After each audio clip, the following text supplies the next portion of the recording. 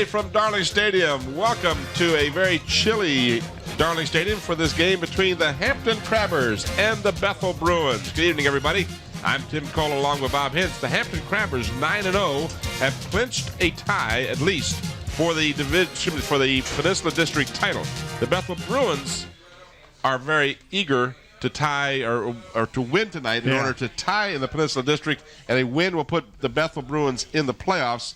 But they have to win tonight. Bob, this game is huge for both of these teams for many reasons. Well, it really is, Tim. And you go down to this kind of a rivalry, the very first game that you and I did 23 years ago. Our first game was Hampton-Bethel, and it was a big game then. And this is a much bigger game tonight for Bethel than it is for Hampton, because they have to win to get to the playoffs. Tracy Parker said last week they just lost their intensity. They lost their focus. They didn't stick with their game plan. They just, in fact, when I talked to him, I said it was like Murphy's Law last week for Bethel. Anything that could go wrong went wrong for them, and they really just did not look like a Bethel team that had won 7 games at that point. So, I'm looking for them to come out with a little more intensity, because the kids know if we don't win tonight, we turn our uniforms in, and that's it for this year. Well, and they have to try and bounce back from that disastrous loss last week. The Hampton Crabbers on the other side are 9-0. They've tied for the Peninsula District title regardless. They have the power ratings on their side. They want to make sure that they win to secure those power ratings, because that would mean they would host throughout the region playoffs as long as they keep winning. And, of course, there's still the scenario that we'll have a Phoebus-Hampton rematch in Division 5. A lot of things have to happen, different ways for that not to happen. Right. It's more likely to happen than not. Well, I think so, because if you look at the class of the Eastern District or the Eastern Regional, you have to look at the Hampton Crabbers and the Phoebus Phantoms first, and those are probably the top 2 teams in the Eastern Region. Hampton on the other side tonight is going to be kind of questionable how the team is going to react to him. Mike Smith is sick, got real sick during school today, went home. The coaches, Danny Mitchell and Alvis Mann, had a chance to talk with them. They were hoping that he would show here, but they're both very capable of coaching this team. They have been working with Mike Smith and Hampton for together probably 40-some years, together. So, what kind of effect is this going to have on the kids? You don't know. You really don't. Now, let's talk a little bit about Hampton. They have 2 premier running backs in Fairley and Schuler. Young Roberts has come on very strong at quarterback, recovering from a broken leg. Right, he had the same break that Michael Vick had. Right, and now for 5 consecutive games, Roberts has had 100 yards or more passing. So they really have a very nicely balanced offensive attack to the Hampton Crabbers. Yes, they really do. But what I think has been their key thing this year, Tim, has been their defense. Their defense has just been so stingy and so stubborn, and we've seen it year in, year out, that you might move the ball on the Crabbers, but you won't score many points, and that has happened again this year. 5 points per game is all Hampton has allowed. So the Bethel Bruins will have their hands full tonight coming into this game. And right now you had a chance, as you mentioned a little earlier, to talk to the coaching staff in lieu of Mike Smith, who is sick and may not even be at the game tonight. Bob had a chance to talk a little earlier with Alvis Mann and Danny Mitchell of the Hampton Crabbers. Well, first of all, we don't have Mike Smith here tonight. Coach is sick or something, but got Danny Mitchell and Alvis Mann, the 2 top assistants in the state of Virginia, as far as I'm concerned. First of all, I want to talk a little bit about a couple of young men that on defense that have just really stepped out, the 2 Broughton kids, Trevor and Herb. Well, Trevor plays defense and offense. He's the oldest one. He's number 73. He's done a good job for us. And then Herbert is number 74.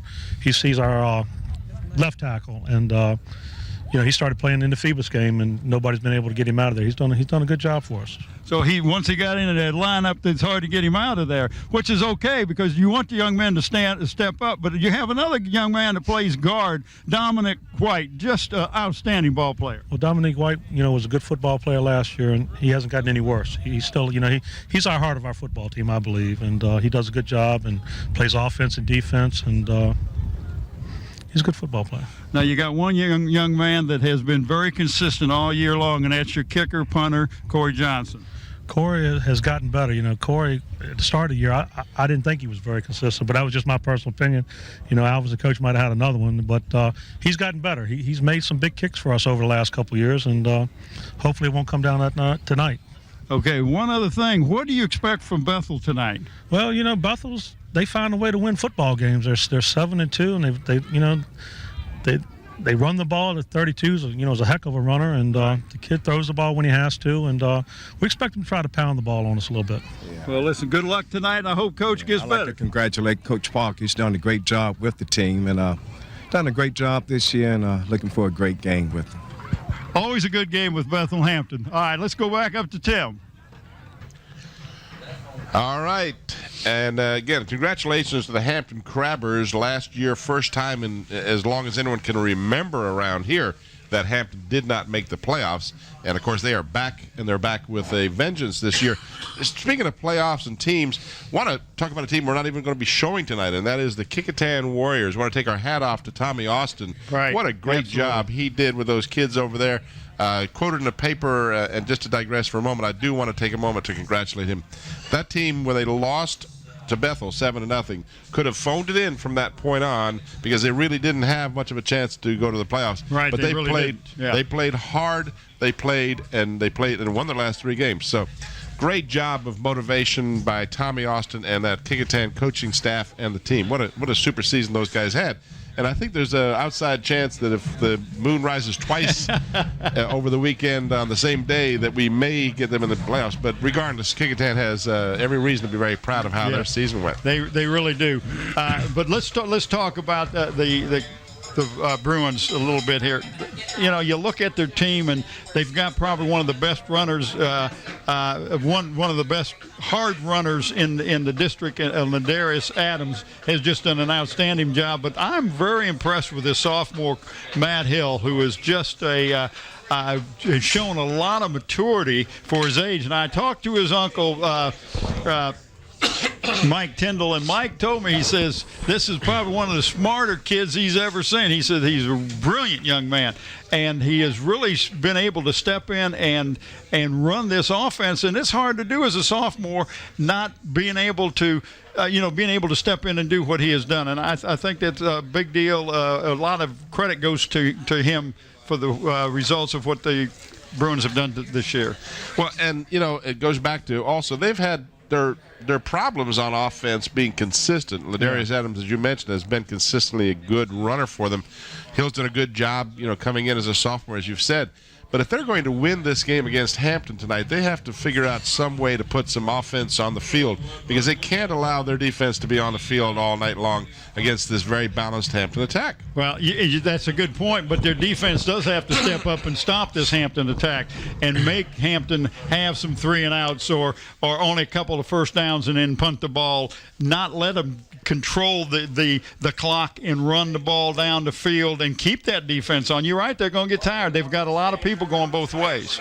Well, the best way to, what was it? The best offense is a good defense. Yeah. The best way to keep the score down is to play well on offense. So it's always chicken and the egg, which came first. I'm not sure. Speaking of going back in time, let's go back in time right now.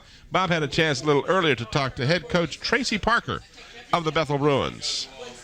Coach, tonight is really what it's all about. You win tonight, you got a chance for the playoffs.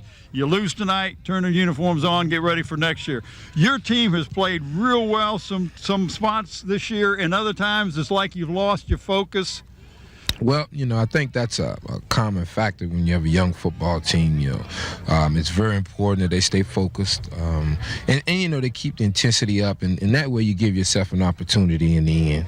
And that's what kind of looked like what happened the other night is the guys just kind of lost their intensity and what do we do next?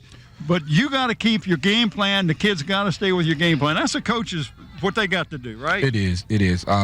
We lost 2 ball games to 2 very good football teams, and they jumped on us early, and they had an opportunity to put the football in the end zone early, and we didn't respond well. Hopefully tonight we can come back and the kids can respond and play well. Well, and you got some young men that played hurt. I know last week, Ladarius Adams carried the ball only 8 times, but he didn't look 100%. How is he tonight? Well, he's still a little hurt, but hopefully he can overcome that tonight and come out and run the ball well and do the things that he likes to do. What's this win going to do to you tonight? Well, It is high, so we're going to try to stay under the wind. Like when you hit the ball in golf, you got to keep it under the wind to get it on the green. That's correct. And you're going to get it in the end zone tonight. Definitely. Okay, Coach. Right. Good luck to you tonight. Thank you. All right, let's stay tuned for tonight's starting lineups. And we invite you at this point in time to enjoy the playing of our national anthem.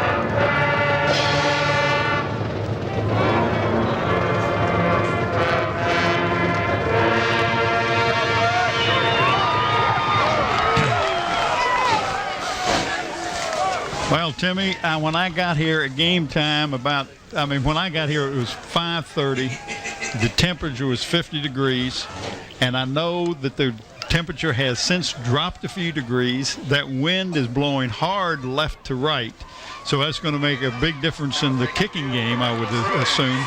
That if you win the toss, you might defer to the second half so that you can have the ball, kick the ball with the wind behind you the first quarter. It's going to be a nice football game weather-wise. I think the kids aren't going to get too many cramps from sweating. Well, unlike the Hampton Phoebus game where I couldn't help but use the announcer's cliche, what a perfect night for football, this will not be a perfect night for football, but at least it'll be dry. Yes. And both teams have the same problems with the wind. They both have to face the wind equal number of times, so that doesn't become a factor in that sense. It does change your game plan when you're with the wind or against the wind. Well, it really does. But if you can get if you can score first, I think psychologically, especially for the Bruins, it's going to make a big difference.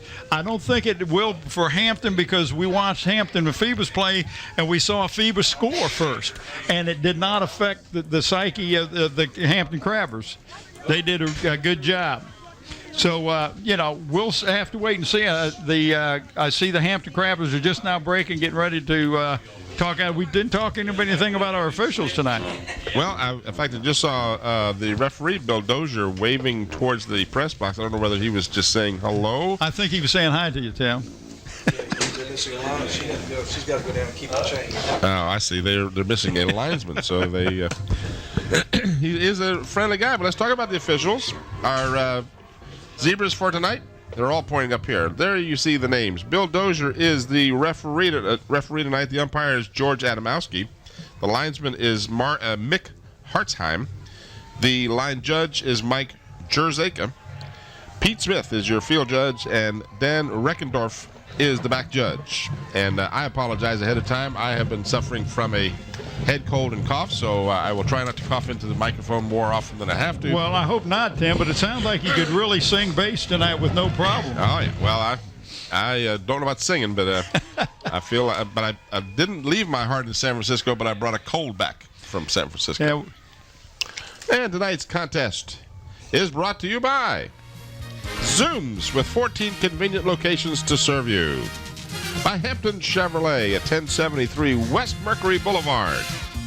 And in part by Park Lawn Wood Funeral Home, where Nancy Staten is the director. We appreciate our corporate sponsors. Oh, we really helping do. us defray the costs. We are just about set to have the pregame ceremony at the center of the field, which will, of course, be conducted by referee Bill Dozier. And out there with him is George Adamowski. Now, I remember when George was about 100 pounds heavier than he is right now. He really has lost the weight. He has lost it and kept it off, and he's lost it. Quite a few years ago he lost it, but he's done a good job of keeping it off. A lot of times it's easy to take it off, but boy, when you put it on, it's like I found extra. Don't tell me about it. Me and these two guys to my left here, we could definitely go into sumo wrestling if we keep on the direction we're headed. Hey, I included myself. Introduce yourselves, guys. Too many hot dogs and do a little exercise. Let's go down and listen to the pregame instructions. Okay, Bethel, I'm going to call you green. Hampton, I'll call you white. Okay? Got a lot of red on, but I'll try to go with the white. If I have a foul, ask for the white captain or the green captain. Hey, two things I want you to take back to your teams. The first is, when the whistle blows, it's over. You have somebody wrapped up, let him go. Don't stick him on his head. You're running with the ball and the whistle sounds, ease up, all right? The other thing is sportsmanship. You guys, if you hit somebody, they know they've been hit. Don't get in their face and tell them how hard you hit them, all right? Stay out of people's faces. Don't any unsportsmanlike fouls. Everybody got that? Okay, because you guys got games next week, hopefully. Okay, in the pregame toss, Hampton, you won the toss and you elected to defer, okay? So you won the toss. Hampton is deferred to the second half. Bethel, you elected to receive and you're going to receive at that end, correct? Okay, so put your backs around here. Come around here, Hampton.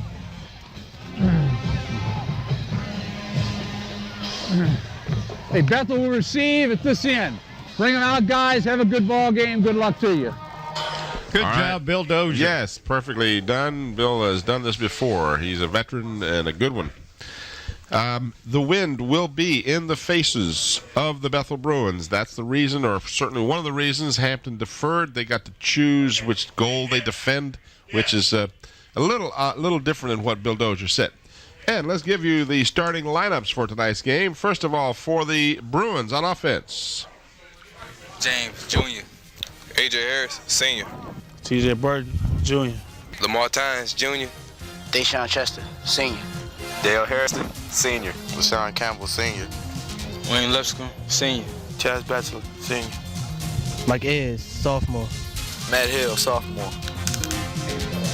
And there are the Bruins, led by sophomore Matt Hill.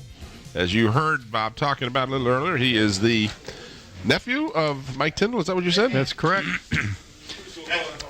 So we will have the ball teed up by the Hampton Crabbers' Corey Johnson, who will kick it off with a strong trailing wind. Temperature at game time in the 40s. And I'll be surprised if this does not go into the end zone. Well, he's got a good leg anyway. But you got it too high. He got a little more turf. It looked like a 9-iron there. Got more turf than he meant to. Taken at the 6. Good job. Brandon Ash returns the ball for the Bruins. Well, the first mistake Bethel made right off the bat, as we want, let's look at the Crabber defense first. Dominic White, Jr. Chester Bassett, Senior. Traval Brawson, Senior. Tim Richardson, Sophomore. Charles Robinson, Senior. Jezreel Davis, Senior. Andre Schuler, Senior. Derek Felix, Senior. Raymond Holloway, Senior. Brandon Smith, Senior. Todd Nolan, Jr. So you heard a lot of seniors being said there. This is a veteran defensive and a veteran Hampton team in general. And they know that they want to go well into the playoffs, and that'll be their intent to do that. But you have to wonder, because what is their total motivation tonight, other than the fact that they obviously want to go undefeated for the regular season. But Bethel has a bigger motivation in some senses. Well, they really do. But if you read the article that was in Thursday's paper, Mike Smith says, I don't want to tie for the district title. He wants it outright, no and question. I can understand that. But there's a difference between what I want as a tie versus if we lose, we don't play anymore. But right now, the defense for the Crabbers is playing tough as usual. They've stopped the running game twice in a row now. It'll be third down. Let's see where they spot the ball exactly. Looks like it's going to be about the 17-yard line. They need to get to the 21, past the 21. So it's going to be third down and almost 5 for the first down. They mark it short of the 17. Need to get over the 21. Matt Hill, the quarterback, under center, sophomore. And now we've got flags and apparently some premature movement on the Bethel side. Well, I tell you that it's two mistakes right off. First of all, the young man let the ball go over his head on the kickoff. We have a dead ball foul. False start against the offense.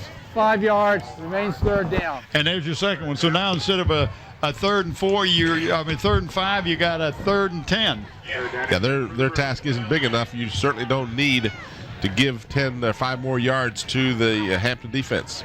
Pitch Backfield. This is Batchelor trying to turn the corner. Yeah. He's got the corner and very close to the first down, but I don't think that was Batchelor. Did I say Batchelor? I'm sorry. Yeah. That's Adams, Ladarius Adams. Excuse me. It's going to be right at the first down marker, and they won't have to bring the chains in because the ball is marked down right at the chains. But it's going to be a little short. Here's the replay of Adams on the rush. Oh, that was close, but it's very close. But he had to cross the 21, and he just got to the 21, and for that reason, and he got it. Oh my goodness! He got it. Wow! What a big first down for the Bruins. Wow! Because if you're not, Tim, you are punting into that wind. Into the wind, and you know Hampton's going to have great field position. Yeah, watch where that ball was marked, because he was short of the 21. Yeah. And they needed to cross the 21, so they shortened that chain up a little bit somehow, and I'm sure the Bethel Bruins are glad they did, as Adams gets the call coming to the near side for short yardage, if anything. Expect the Bruins to run tonight. This is what they have to do, in my humble opinion, to win this game, because otherwise they'll be on the defense too long. Yeah, I agree. They need to have ball control. They need to pass only when it's not expected. You don't want to put yourself in a situation where you're passing because you have to. Exactly. Second down and 10 after no gain. This is Adams again, same side of the line. This time a little better success as he is out to the 25, a gain of about 4. So it'll be third down and 6. Well, they were very successful going right last time. We'll see if they try to go again right. That's the wide side of the field.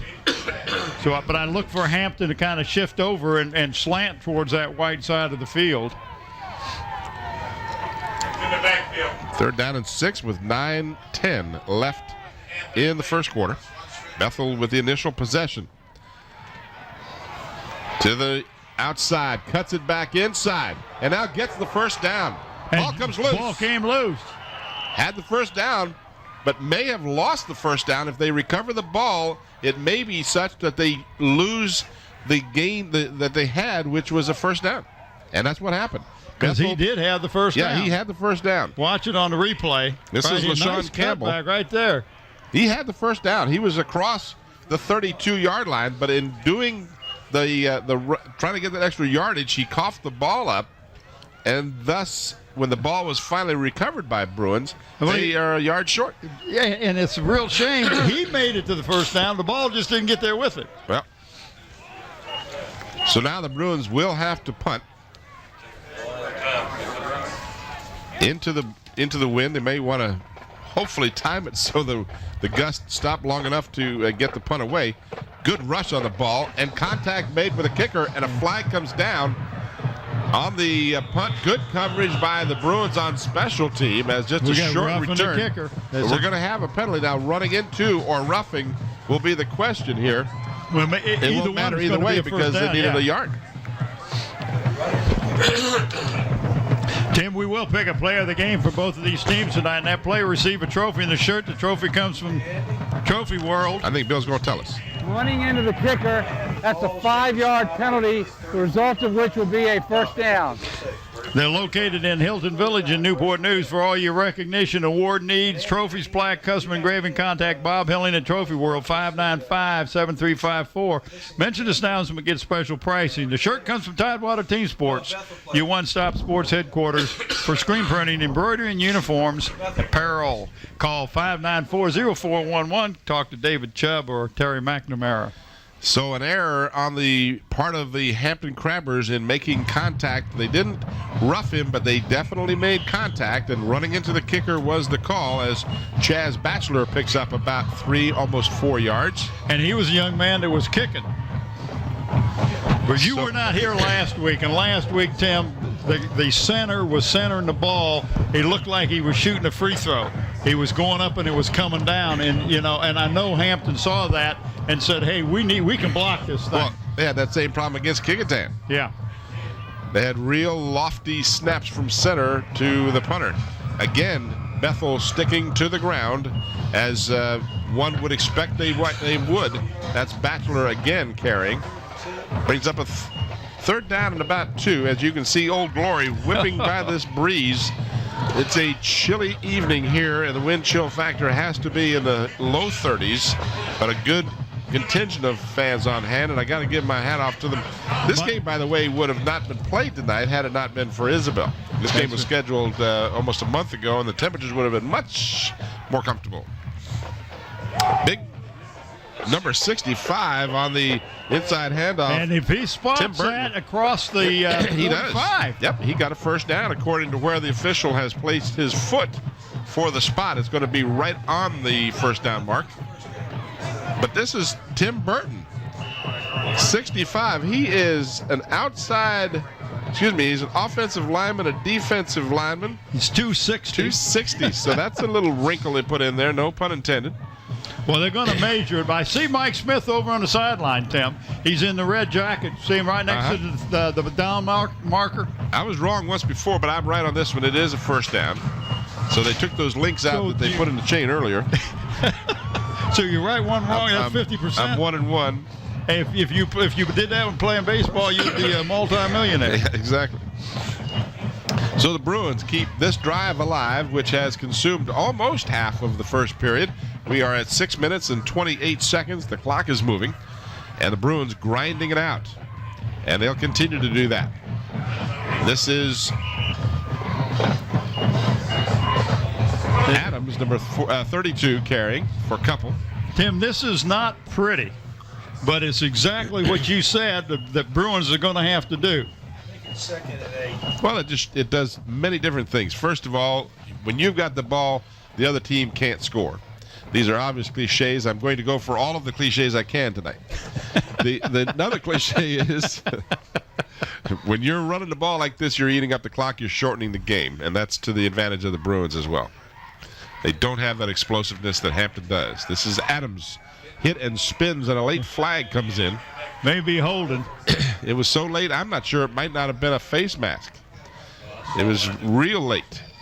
It is holding, though. You are right, Kimosabe. It'll be a holding call against the Bruins, and they just can't afford to make these kind of errors. They've gotten away with a couple already. Yeah, I was going to say the first two they've dodged.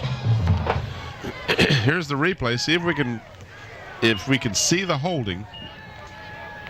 It happened so quickly, and see the flag just then coming in. I don't know whether we didn't hear Bill that time because I was running my mouth. Is that the reason? I don't know. But now, see, you're really in you're what, second and what's that about? Second and about 17. Yeah. And this is Adams getting back the yardage lost by the penalty as he gets back to almost the original line of scrimmage. So it brings up a third down and a little more than 10. And those are the kind of downs they don't want to be in because now they don't have much choice but to pass the ball. And they've certainly done a good job of eating up almost 7 minutes with this first possession. And they're going to, we got an official's timeout.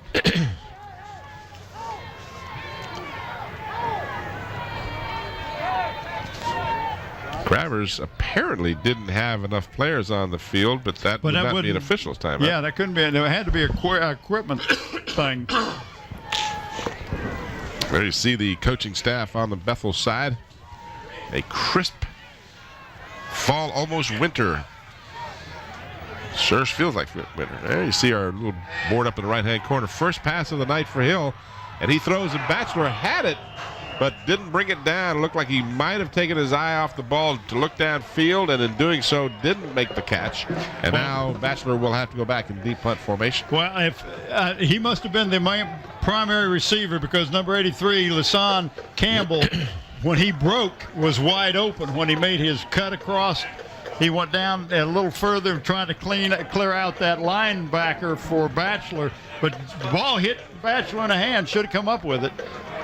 So Batchelor now will get a punt away, and he just got it away. The left-footed kicker gets a pretty good bounce on the ball considering it was into the wind. It'll be downed by the Bruins at the Hampton 25. So that's about as good as you could expect under these circumstances. And we get a chance, we'll check out the offensive starters for the Hampton Crabbers. Here we go. Daniel Carroll, Jr. Dominic White, Jr. Tim Richardson, sophomore. Traval Brawson, senior. Herbert Broughton Jr. Charles Robinson, Senior. Todd Nolan, Jr. Devin Branch, Jr. Audrey Schuler, Senior. Derek Felly, Senior. Michael Roberts, Senior. So 6 of the starting defensive players for the Crabbers are underclassmen, so they'll be back. So they lose 5 seniors on those starters. Now here are the Bruins on defense. Deshaun Chester, Senior. Lamar Tynes Jr. Marcus James Jr. Chaz Bachelor, Senior. Elmo Robinson Senior. Wilshire Scott, number 10. AJ Harris Senior. Gary Tucker, Jr. Jamar Jackson Jr. LaShawn Campbell, Senior. And that Harris, number 51, was in on the tackle along with Chaz Batchelor that time and stopped the Crabbers right at the line of scrimmage. So 2nd down and 10 for Hampton. Roberts on the option, and he will get a yard or 2 before he is stopped. So the Bruin defense was expecting that play. It brings up 3rd down and 8. Bruins defense has played very well this year. They've been spotty though. You know, last week I wasn't here for the game, of course, but they gave up 59 points to a high-powered Phoebus team. Yeah, if you watched the replay. But as you said, it was like Murphy's Law took over. Nothing could go right. Right. I just felt so sorry for them because they couldn't. They said, okay, we'll do this, and it didn't work. We'll do that. It didn't work. 3rd down and 8. Double wides to the left. Play action fake. Robert has time. Had the ball tipped and intercepted. So the Bruins get a big break. Who got that big number? That 69? is Wilshire Scott. Yeah, but Number 60, 4 tipped the ball. Yeah, I think 69 is the one that tipped the ball, Tim. Scott got the interception. And we'll see this on the replay. See if you can see what happens here. Roberts had good time. Had it tipped at the line. That's the old tip drill, and it worked perfectly for the Bruins. So they get the ball at the Hampton 32-yard line. Huge break. That guy was wide open. The receiver was wide open. And there's a reason, as a defensive lineman or a linebacker, you get your hands up in the air. Guy who intercepted. So Wilshire Scott comes up with the interception, and the Bruins go right back to the ground as Ladarius Adams gets the call to about the 26-yard line. Adams on the season, 854 yards, averaging almost 100 yards a game. That's outstanding. Yeah, it really is. And he has to have that kind of night tonight for the Bruins. Here's your replay as you watch Adams. He is the workhorse. So pickup of 6, 2nd down and 4 for Bethel after the interception. First turnover of the ball game. And this is Adams again, and Adams has the first down at the Hampton 20-yard line. Well, I tell you, putting that big kid in the backfield, Timothy Burton, boy, he is. Watch this. He's leading. Boom. That's just like having, really, that's like having your big blocking fullback for you. That's what it is. And he's making a big hole, and you make a big hole, Adams will find it and run through it. So a little wrinkle here. I'm not as familiar with Bethel as I'd like to be, but Burton has been doing a great job lead blocking, and he does it again. And the Bruins move the pile, pick up some yardage, and the clock continues to move. Hampton has had the ball for 3 plays, and we've played 10 minutes here in the first quarter. And they've got the wind at their face. Yep. But it's just everybody's pushing forward. See, when you're running the ball, the wind isn't a factor. That's a good point. 2nd and 6. Another pickup of 4. If they keep picking up 4 or 5 yards every time they run the ball, this will work perfectly. This is Adams trying to get to the outside, and he is hit at about the 15-yard line, may have gotten close to the 14, and that'll bring up 3rd down and about 4, almost 5, depending on the spot.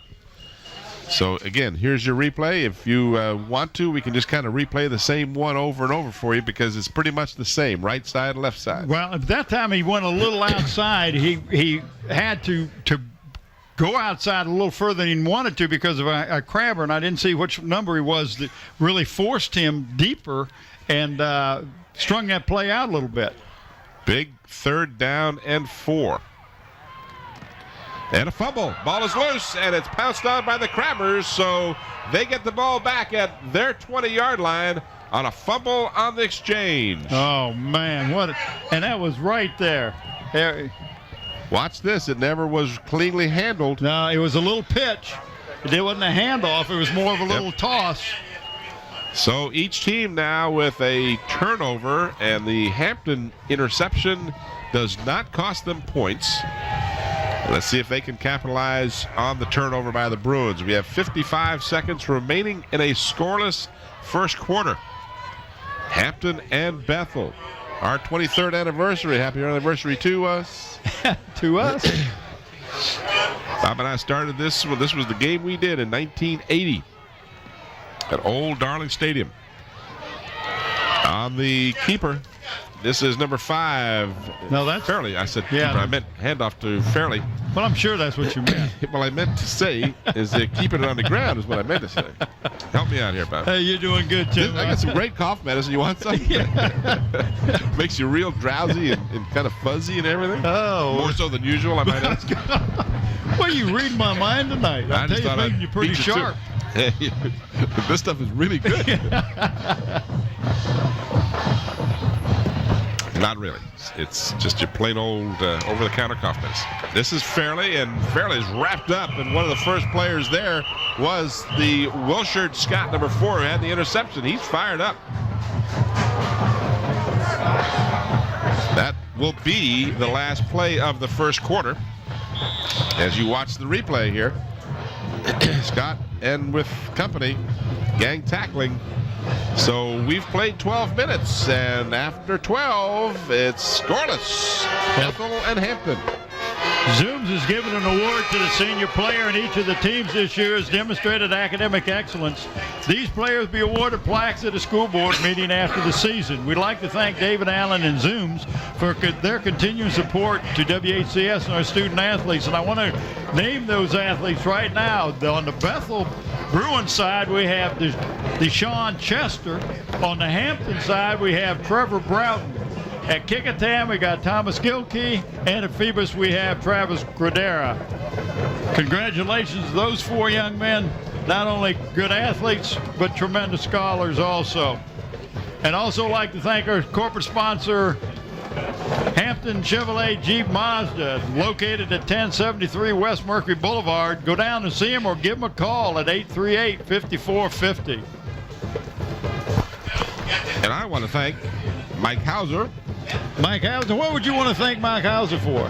Well, for not dissing me on the game last week as much as other people did, for one thing. Oh, my. Well, we were so envious of you being in San Francisco last week. And did you leave your heart there by any chance? I got a cold and left my cash in San Francisco. I'll tell you about that. And now the Crabbers have to call a timeout. Looked over the field, and I don't know whether they're trying to pull them off or not, but the Bruins were not moving, and Hampton calls timeout. Just real briefly, had a great time in San Francisco. Went there for the National Association of Realtors Conference. The company I worked for was an exhibitor at the conference. San Francisco is a really great place, but I'm telling you one thing, bring your cash or your credit card, because that's an expensive little town. Is it? Well, yeah. I've never been there, so I don't know. I mean, certainly. Wouldn't you want an expense account? Well, actually, it was. Mine was covered to a certain degree, and then I had to pay for my wife's side of it, but it wasn't real bad. But, we went down to Fisherman's Wharf, and we rode on the cable car, and we took the trolley and did all the tourist stuff, went down to Union Square. And, had a very nice time, and would like to go back there and spend some more time. But sounds good. Dropped a couple of bucks there. Not as bad as Las Vegas, because Las Vegas has those money-eating machines that you walk by. You can't walk by them without that arm reaching out and grabbing you. Got that thing that hooks you. Yeah. All right, we are back to football here as the second quarter is set to get underway. We had a timeout before we got the first play. It's 3rd down and 7 for the Crabbers. Bethel defense trying to stop this explosive Hampton squad. That is a pitch back to Schuler, and Schuler turns the corner and gets the first down. Well, I tell you, that looked past that little pitch looked like it was almost intercepted. And it was a lateral because it was behind. Watch this. He threw this behind the line. So that he could have turned around. Schuler could have had he chosen to, and he could have passed the ball. Absolutely. That's a big first down for the Crabbers. That is their initial first down of the ball game, as the Bruins simply dominated the first quarter in time of possession. I don't have the actual time, but I would guess Bruins had it for about 10 minutes. Right at 10 minutes. That's a pretty good guess. One in a row.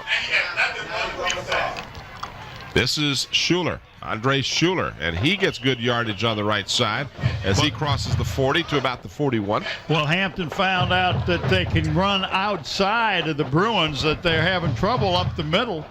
The Bruins were stopping them, so they've gone outside the last 2 plays, picked up 10 yards on the first one, and looks like about 7 on this one.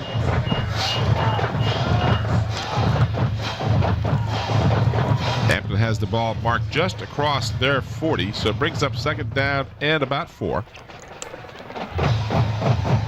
See some of the fans in the stands, a youngster there, eating some popcorn, enjoying the game.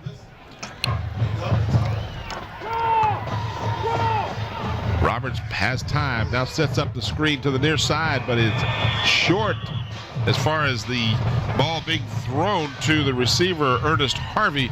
Just a little low and short of the receiver. He couldn't quite get the handle on it. Had he done so. Was that open or what? That was set up nicely. Watch this. All of a sudden, all you're going to see is green around the quarterback. And they said, whoa. Had he made that catch and turned upfield, he had blockers and plenty of room. I would not be surprised to see Hampton go back to that play. That was a well-designed screenplay. And who was that getting the ball? Was it 40? 42. Ernest Harvey was the intended receiver. He plays running backs. On the pitch, Schuler. And Schuler has the first down. He's into open field and just got tripped up. As saving the touchdown was number 35, Gary Tucker. If he hadn't gotten a hand on him, I think we might have seen Schuler go all the way. Yeah, nice Watch this replay. Right here, nice right here. Cuts right there, and I'm back across the field. And he would have gone had it not been for 35. He was starting to get ahead of steam. He might have gone. So they marked the ball at the Bruin 37-yard line. Another first down for the Crabbers as their offense starts to click now. Coming to the near side, spread wide, is Todd Nolan, their number 1 receiver. Inside handoff and nicely defended. What a great defensive play by a young man who's definitely gathering some points for our player of the game. Yeah. That is the, again, aforementioned Wilshard Scott, number 4. Watch this replay. This looked like it had some yardage written all over it, but really Scott was right there. Drilled him with a classic tackle. Gain of 2, but it could have been a lot more. Ball is marked at the Bruin 35, second down and 8.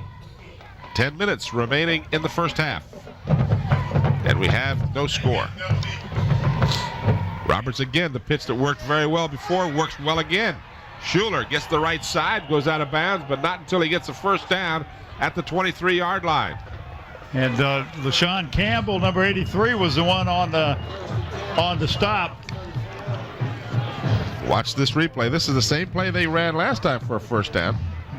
And Schuler just bowled over the tackler. So now we've got a timeout being called, I believe, by the Bethel Bruins as Tracy Parker and his coaching squad say, wait a minute.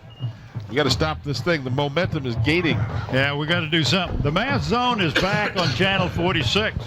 Check out our new feature, Teachers on the Run. Call in to get help with your math homework or to solve the problem of the day. This is a live broadcast at 5 p.m. on Tuesdays and Thursdays on WHCS Channel 46. Hey, and check out the Channel 46 Sports website.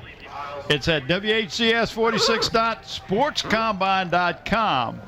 You will get all the up-to-date things that are happening in schools around the state. Mr. Schuler on the afternoon, or evening I should say, 4 carries for 51 yards now. As the Hampton Crabbers offense starting to click, and Tracy Parker says, timeout. Well, let's regroup. You played such good defense inside. Let's see if we can't do something about that outside game. These are the adjustments that the coaches on each side of the field make throughout the game. Let's see if the Bruins have an answer. Schuler, similar play, similar results. Schuler is down at the 1 yard line, almost went all the way. What a nice run. Gain of almost 20 yards. Tacklers. Ran through tacklers. Better than 20 yards, 22. So, yep, Schuler now with 73 yards on the night as you watch him just drag tacklers. And again, a good touchdown saving tackle there. So a 1st and goal at the Bruin 1. Scoreless with 9:30 remaining here in the first half. But Hampton on the doorstep. Let's see if they go straight ahead. This is Fairley, and Fairley's in for the score. They did just that, Bob. Straight ahead.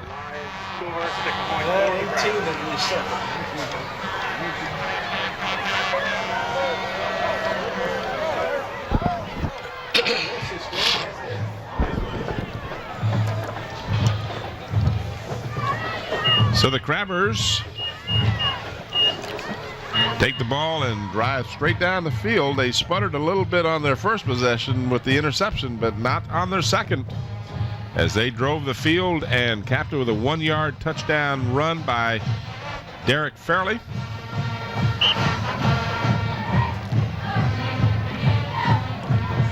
Now the extra point try from Corey Johnson. His kick is long enough, and it is good.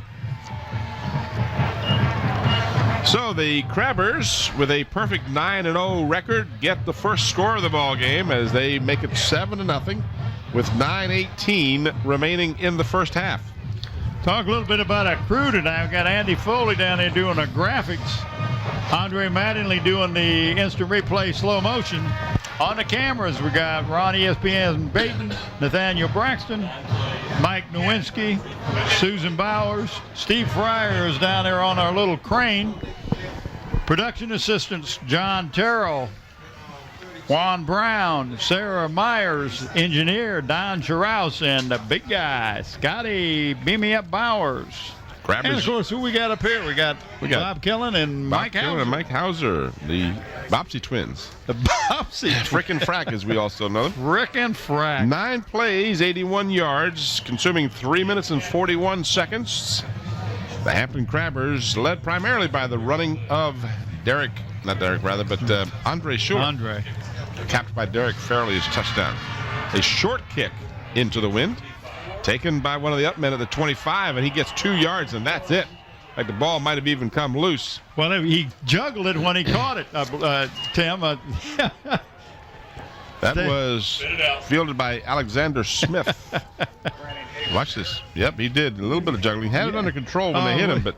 And he got double teamed, one high and one low. Yeah, the bad news is the wind is keeping the ball from going very far. The good news is that gives your team time, because it's such a high kick, to get down on special teams. So the Bruins, trailing for the first time in the ball game, will get the ball now at their 27-yard line. Each team has committed 1 turnover. This is Adams trying to get to the corner, and the Hampton defense stops him after a gain of almost 3. Second down and about 7 for the Bruins, as they have limited their passing to just, I believe, 1 attempt. Yeah, and that was the pass to Batchelor that would have ended up with a close to a first down. Yep.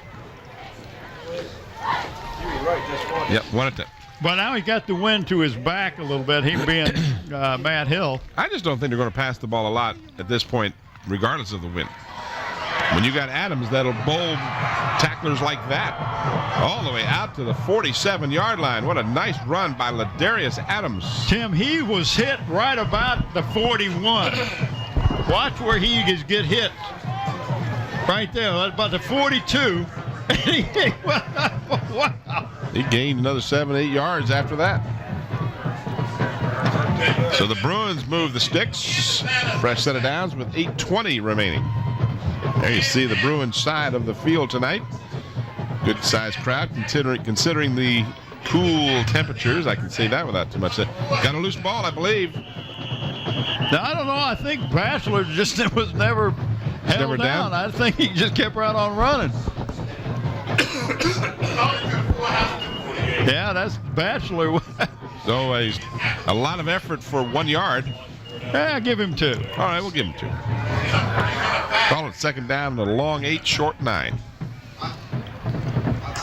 Coaches on the Bethel side, they know this game means everything to them. If they win, they are in the playoffs. If they lose, I believe they're out. Yeah, I don't think they control their own destiny. They really do. This is Adams again carrying the ball close to a first down. He'll come up a couple of yards short and brings up third down and about 2.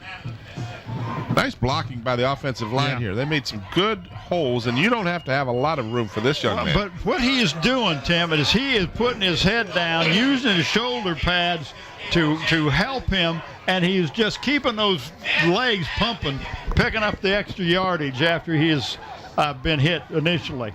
Big third down and 2 for the Bruins.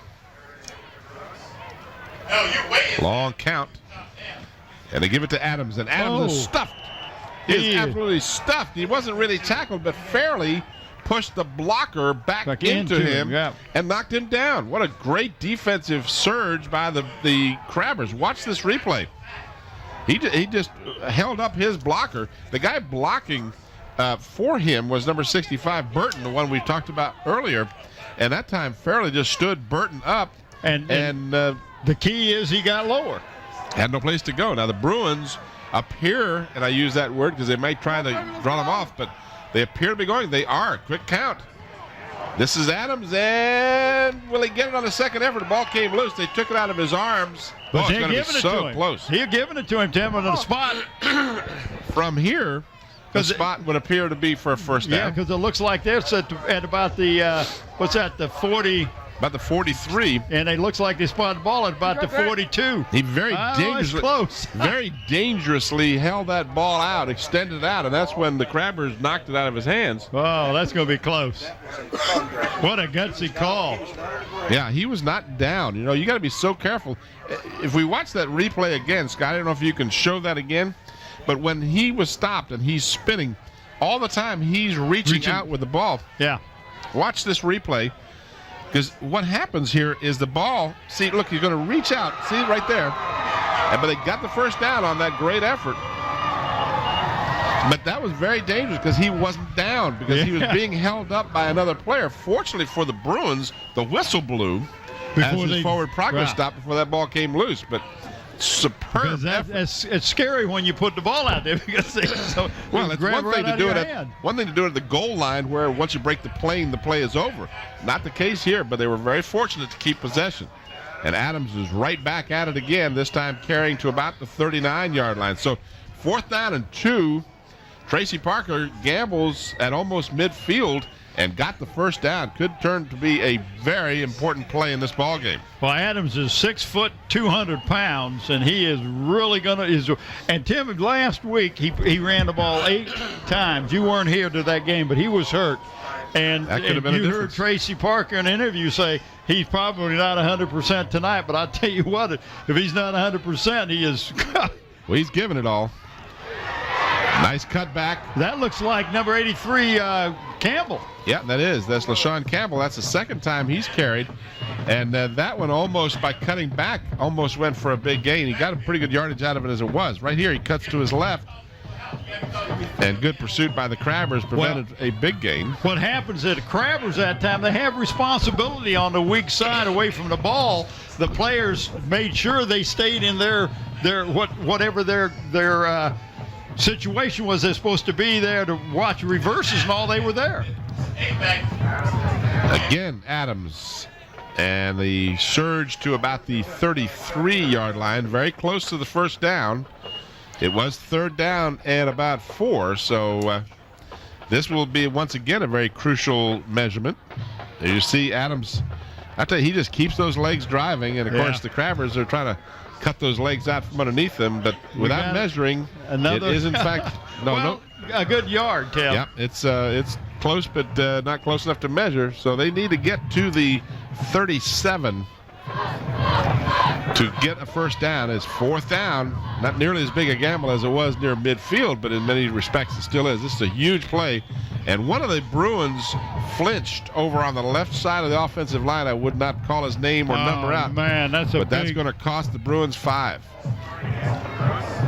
See, those kind of mistakes you should not see at this point in the season. False start, gets the offense. It's 5 yards, remains fourth down.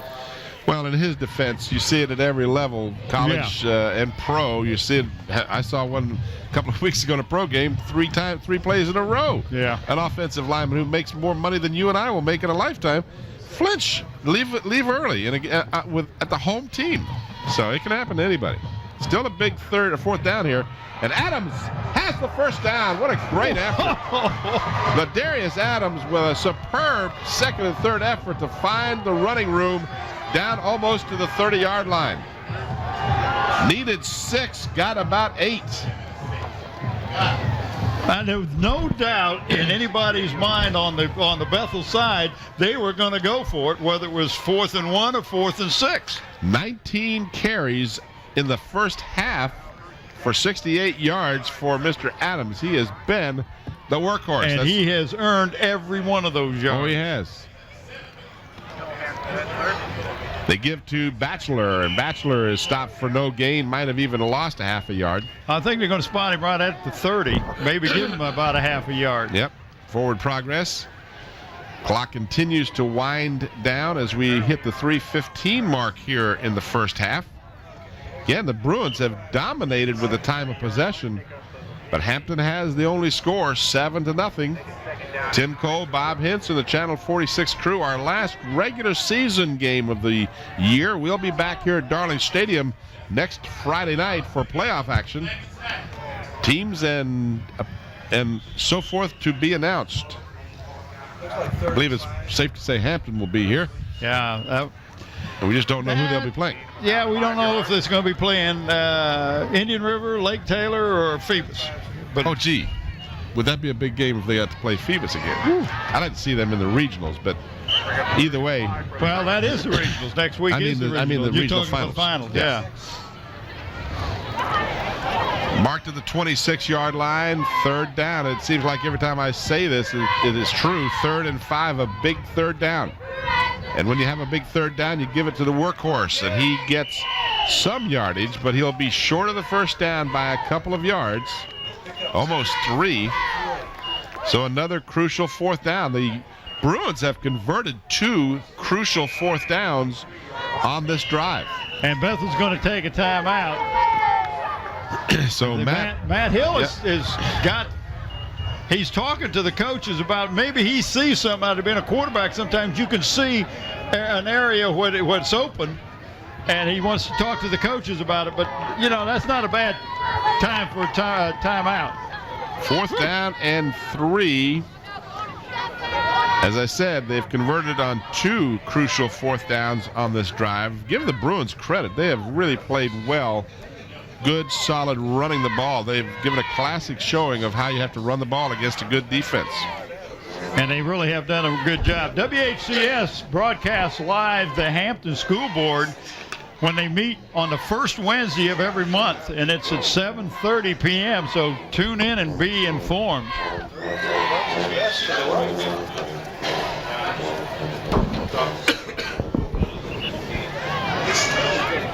Who do you think they give the ball to, Tim? Well, if you're Hampton, you're saying, okay, they're going to give it to him. They're going to give it to Adams. Do you try something different, or do you have to stick with what got you here so far? I think you got to give it to Ladarius, and to me, you got to go off the right side. That's where they've had the most success. So another crucial fourth down here. Grabber defense dug in, and they pitch it to Adams, and Adams cuts back, and he appears to have the first down. Man, is that close? Well, they're going to mark it right on the 20-yard line, so he made it by a good yard. Watch this replay coming right at you. Everybody in the stadium knows who's probably going to get it. And look at Adams. He is not down until he gets the first down at the 20. That's a testament to that offensive line as well as Adams. How many fourth downs have Bethel? At least three That's or four? That's three. 3 consecutive fourth downs. Now we've got a stoppage of play for an equipment issue. One of the Hampton Crabbers being attended to by the official. There you see one of the lovely Bruin cheerleaders here in attendance for this gotta-win game for the Bruins.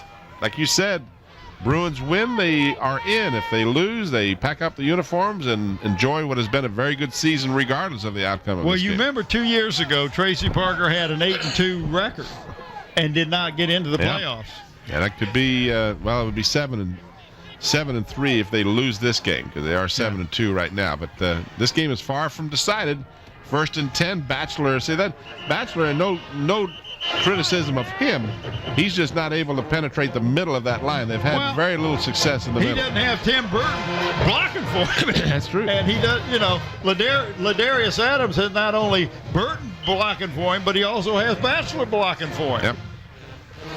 And I think they run that play basically to keep Hampton a little bit honest. Sure. And not let them overshift and concentrate too much on Ladarius. But the irony, as I said, is that on those fourth downs, 4th and 2, 4th and 3, 4th and 7, in one case, everyone knew who was going to get the ball, and they still were able to get the first down. And this is Batchelor on the receiving end of a pass, and he is very close to a first down. It looks like it'll be just on the 10-yard line, which will be, close enough.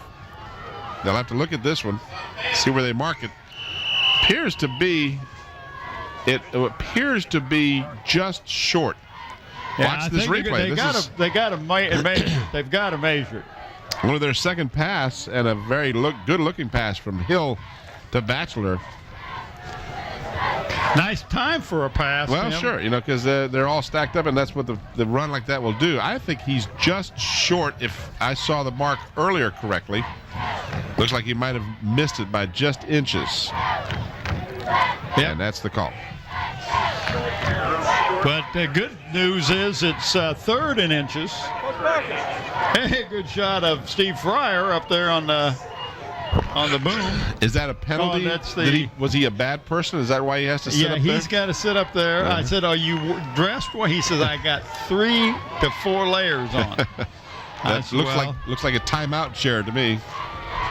I don't mean a timeout in the football sense. And who's that? Is that Susan up there? Susan up there with about 18 layers on, and then Nathaniel Braxton. Nathaniel, thank goodness there's no rain in the forecast. Braxton. This might not be a bad time for a quarterback keeper. Well, let's see. They haven't done it all night. No, they give it to Adams, and Adams has running room. He is down to the 1-foot line. Close. Just to the goal line, but not in.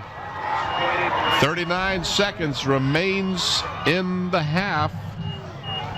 Watch this. Good blocking. He's got Batchelor blocking for him. He was definitely short of the goal line when his knee touched. They stopped the clock momentarily to set the chains. Of course, it's 1st and goal. The Bruins trying to tie this up before halftime. They give it to Adams, and Adams is in. You got the touchdown. You give it to your horse. Here, this Bethel side of the field.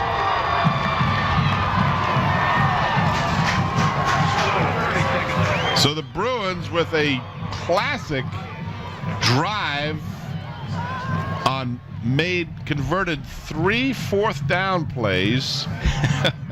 And gee, who would you pick for your player of the game so far for Bethel if you had to go out on a limb?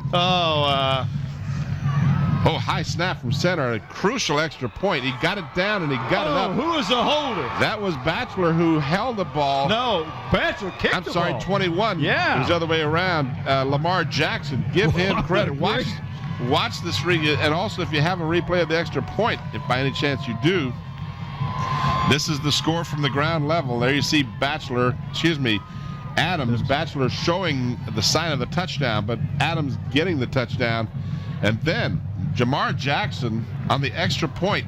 Great hands. Had to reach. And those fingertips are chilly because it's in the 30s with your wind chill out there. Do we have that, Scotty, the extra point?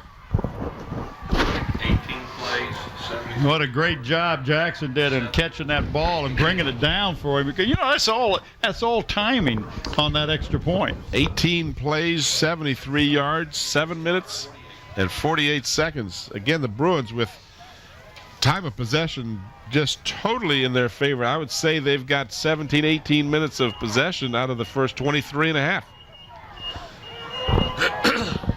And Bachelor is a straight-ahead kicker. He's not a soccer-style kicker.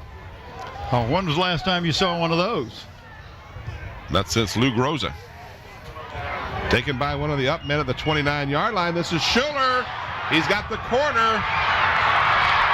He will not go all the way, but he's got his team in possession with 21 seconds to go. Well, the whole idea with that kickoff was to keep it low and not get a run back, and Schuler said, yeah, guess what? 21 seconds. Watch this as he fielded it at the 29-yard line, and then once he got past that initial surge. And there was no contain man there initially. And, of course, going out of bounds stops the clock, and it will not restart until the ball is snapped. Hampton does have 2 timeouts remaining.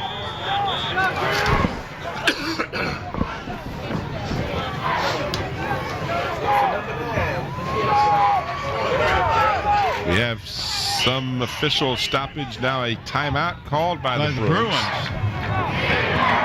Looked like there was some equipment issue initially, but apparently that was not the case. It looked like to me that one of the Bruins was calling timeout to the referee, but what a big turnaround for the Crabbers to thinking, okay, we're going in 7-7, and now they got a chance, Tim. You put the ball up in the air. Every time you get a first down, it's going to stop the clock. Hampton has got 2 timeouts left. So, and then get the ball down far enough or close enough they can't get into the end zone. You got a kicker like Corey Johnson who's got a good leg. Well, the Bruins, and again, give Tracy Parker and his coaching staff a lot of credit. Bruins, after being demolished last week, have played great. They've played everything they had to do in this first half. But, Tim, what they're doing different this week is they're running the ball. Last week they didn't do that. They ran 2 and 3 wide out. Sometime only had a 1-back offense because you didn't have Ladarius Adams to run the ball last week. So, different game plan altogether. Let's see if the Crabbers can capitalize on this good field position. Fairley in motion. Roberts back to throw from the gun. Has him wide open. Derek Fairley does not get out of bounds. He instead elects to move to the 18-yard line. Now the clock will stop as it does in high school football for the advancing of the chains. And then Hampton has already called a timeout. So Hampton has already used one of their 2 remaining timeouts. Nobody picked him up. He was the man in motion, wasn't he? He was. In retrospect, he would have been better off to have gotten 2 yards less and stepped out of bounds and saving the timeout if it becomes a factor. But he wanted to get all the yardage he could. Tim Burton trots on the field for the Bruins. He will replace equally large Jamal Williams at 6'2", 280. Neither one of these guys has missed very many lunches.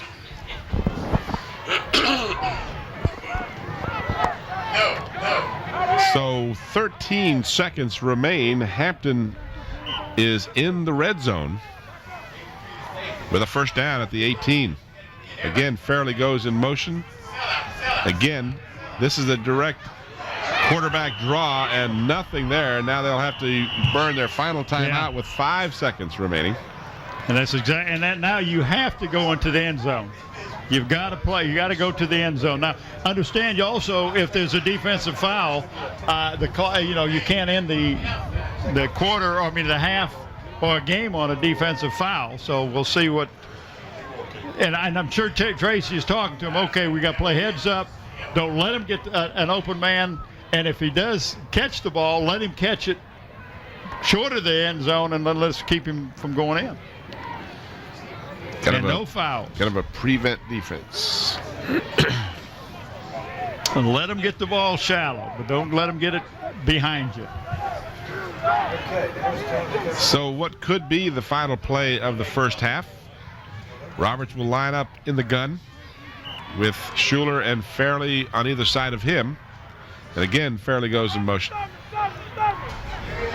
This time it is a pass, and it's to the left corner of the end zone for Nolan. And it's out of the end zone. It's out of the end zone, and the clock shows no time remaining in the first half. So the Bruins hold on to keep Hampton out of the end zone. Hey, they have dodged about 3 bullets tonight. They've done what they've had to do. Yes, they have. We have played one half, and it's no closer to being decided than it was when we started. Hampton 7, Bethel 7. We'll return to Darling Stadium with the third quarter of action after this brief timeout.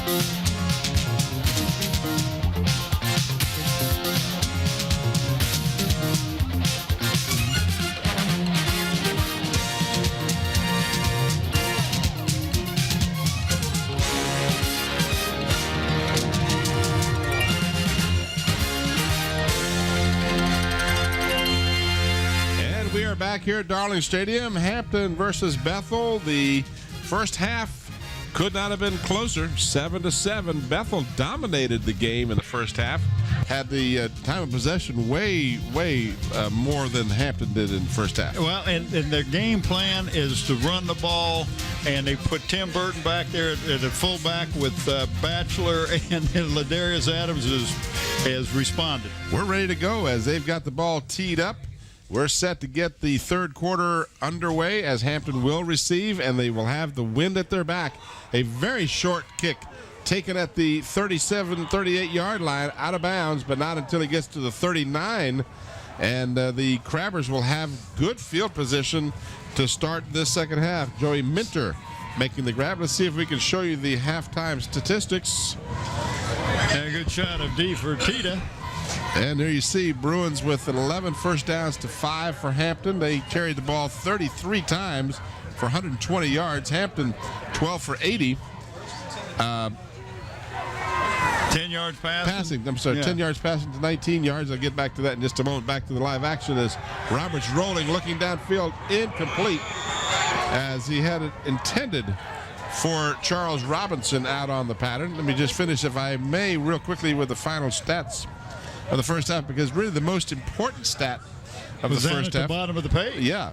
17 minutes and 25 seconds time of possession by the Bruins, as they had the ball 10 minutes in the first quarter alone. But just 3 penalties for the Bruins, 1 for Hampton, 2 fumbles, and both lost by the Bruins, and there was an interception that was taken by the Bruins. Back to the live action. The pass is caught at the 43-yard line, a gain of about 4, brings up a 3rd down and 6. Well, Hampton coming out throwing ball the second half, and I'm sure the Bruins expected them to come out and run it because Hampton had real good success running the ball, especially when they went wide with Schuler. Schuler's running real hard tonight. You know, you look at Schuler running, you look at Ladarius Adams, they're both real strong runners and not easy to bring down. So you're saying you expected Mike Smith to be predictable? Of course he's going to throw the ball because Bruins expected him to run the ball. Absolutely. 3rd down and 6. Roberts again, quick slant. He's got the pass. He's got one man to beat. This is Nolan, and he is down inside the 30-yard line at the 27. First down, Hampton. What a nice call that was. Nobody picking him up early. Just boom. He just a quick slant pattern. And then after that, it was, can I beat the deep man? Todd Nolan makes the grab for a big first down. There you see some Bruin fans on this side not particularly happy with that success. And now a timeout has been called. And the Bruins, I believe, called the timeout. I was looking away and did not see. In any event, you can look into the huddle. There you see Tracy Parker as he is giving instructions. Nolan mentioned number one receiver. Yeah. 9 games, 20 catches, 628 yards, averages almost 70 yards a game, and he has 10 touchdowns. Averages 31.4 yards per catch. That's not too shabby. No, it isn't. But he's been a non-factor in the first half, at least, as Hampton did not pass the ball much. 19 yards in the first half. Well, and you know, Mike Smith makes the adjustments at halftime. Him and his staff, Danny Mitchell and Alvis Mann, they did a great job, and they found something. Let's see if the Bruins can counter again to the pass. Again, Nolan makes the grab after the first down had been registered on the previous play. He is down to the 23-yard line, needs to get to about the 29-yard line for a first down, almost the 28. Well, you know what this is going to do? Passing that ball is going to open up the run even up the middle because it loosens up that defense a little bit. I'm sure Bethel has been packing it in, you know, making it tougher to run. So Hampton says, we'll loosen them up. We'll pass the ball, and they got 3 wideouts. You see, in the second quarter, Bethel dominated the first quarter of time of possession. So the wind was in the face of the Crabbers in the second quarter. This allows them to have the wind as a non-factor here in the third quarter. They got the wind behind them. I got you. Opens up their offense. Oh, tell you, as cool as tonight, we could use some of that Zoom's Beantown coffee, some fried chicken, or some pizza. We watch the replay, potato wedges, and Krispy How about some Kreme Citgo donuts. gasoline poured on our feet and just light them? Well, that would heat it up. That would warm things up. And then you go down to Hampton Chevrolet at 1073 West Mercury Boulevard and look at their Chevrolet, Jeep, Mazdas, pickups. Give them a call, 838-5450, as we have a measurement. What's that number again for Hampton Chevrolet? 838-5450. No, they did not get the first down, missed it by about the length of the football. And you see, you interrupt me. I was going to ask you, did they make it? And you kind of... I knew they were going to make it. You shuffled that ball off to somebody else. You did you maintenance is what? No, I said I knew they didn't make it. Oh, but I didn't want to commit. You didn't want to commit. Exactly. Okay. And the second half brought to you in part by Park-Lawn Wood Funeral Home with Nancy Staten as the manager. Third down and less than a yard, and a straight keeper by Roberts gets the first down for Hampton at about the 17-yard line. Roberts has done a very fine job, as has Hill, for directing their teams. The quarterbacks have done a very good job. Both quarterbacks have done real well tonight. First 10-17. Ball marked at the 17, first down. 10 minutes remaining in the third period. 7-7. A lot of surprised looks on people's faces at halftime. Did not think this game would be close. This is Fairley, and Fairley tries to turn the corner. And once again, tackled by number 4, Wilshire Scott. I tell you, young Mr. Scott's been all over the place. He was right where he's supposed to be on that tip and on the interception. Good job that time of the outside receiver, cornerback there, fighting off the block. That was Adams out there too, number 32, playing defense for the Bruins. Yeah, but I don't know who that outside cornerback was. Either Tucker or Jamar Jackson did a good job of fighting off the blocker. 4 yards on that play. Second down and 6. Roberts on the option, pitches to Schuler. Schuler has running room around the left side and is down inbounds, but he will have enough for a first down. It'll be first and goal at the 6-yard line. There you see Mike Smith, who was questionable for tonight's game. Well, he's not feeling well, but doing a good job directing this offense, and he calls the plays. I don't know what it would take to keep him from being at a game. Probably a locked door where he couldn't get out. They marked the ball at the 5, so it is 1st and goal at that point.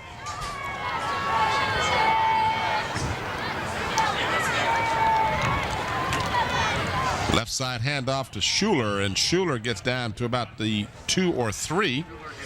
Well, he got tripped up just as he went through the line of scrimmage and picked up the yard as he was falling down. Somebody got a hand on his foot. Right there, you see he tripped over some. I think he may have tripped over one of the linemen that was down. 2nd and goal.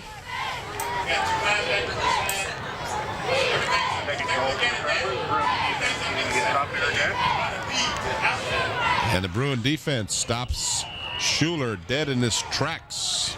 It'll bring up 3rd and goal. His Bruin defense has done a great job tonight. I mean, they've given some yardage up on this possession, but overall they've played extremely well. Their run defense has been excellent. Yep. Their pass defense have been a little bit suspect. Hasn't really been tested, and the Crabbers have definitely noticed some things that they can exploit. Well, that's what the coaching staff's supposed to do. You're supposed to be able to pick up the tendencies and the weaknesses and then come back out and exploit it during the second half.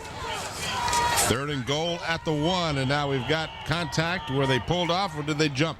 Well, the Bruins are pointing and Crabbers are saying.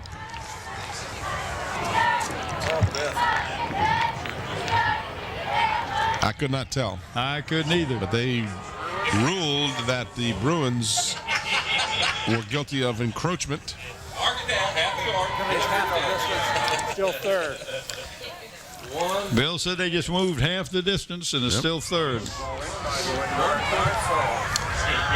Bill Dozier did a program with him, Mick McCullough. Bill is the rules interpreter for the for Mick McCullough? Well, for everybody in their organization.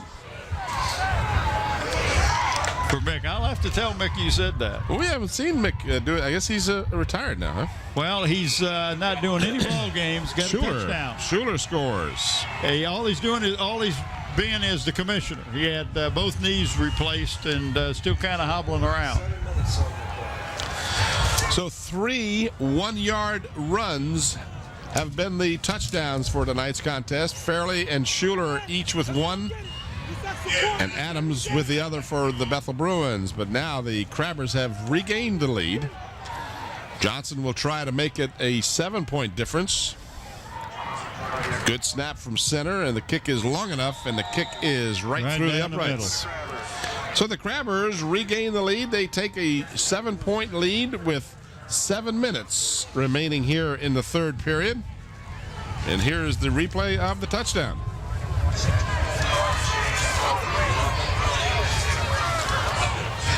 Minutes, 61 yards, 11 plays was that last drive. And that was capped off by the 1-yard plunge by Andre Schuler. Schuler has really come on this year as well. He and Fairley have just been a wonderful 1-2 combination for the Crabbers here.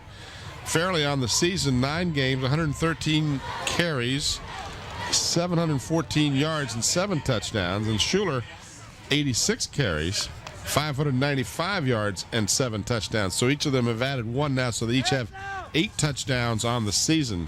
And when you have that kind of balance, and then Roberts has come on very effectively in the last 5 games, as I mentioned, each game with more than 100 yards passing. And then your defense plays like Hampton has, that's the winning combination. It surely is. So the Crabbers will kick it away with the wind at their backs.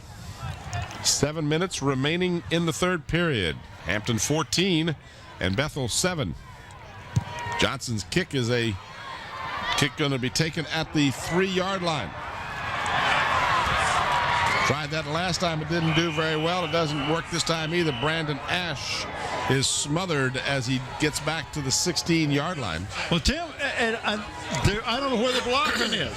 There wasn't any. When he gets the ball, he's looking. There's about 4 or 5 Hampton Crabbers, and nobody's blocking them. And he's thinking, oh, where can I go? Well, you watch now. He takes it deep. And boom, right there. There's 2, 3, 4. What's positive here is a high, deep kick.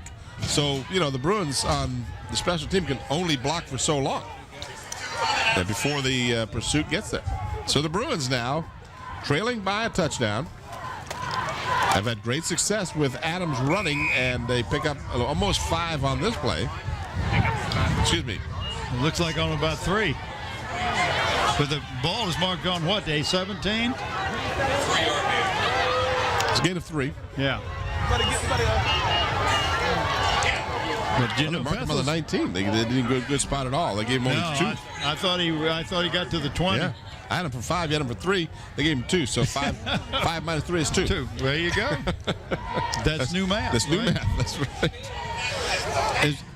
At this point in time, is new math still new math? Because it's been new math for 20 years, or 30 years now. So I guess it's no longer new math.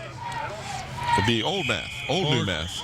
Or to me, it's confusing math. It's computers. Well, and if you want to know about the math, go to the Math Zone. It's back on Channel 46. Perfect. Check out their new feature, Teachers on the Run, as you watch a replay. Call in to get help with your math homework or to solve the problem of the day. It's on Tuesdays and Thursdays live at 5 p.m.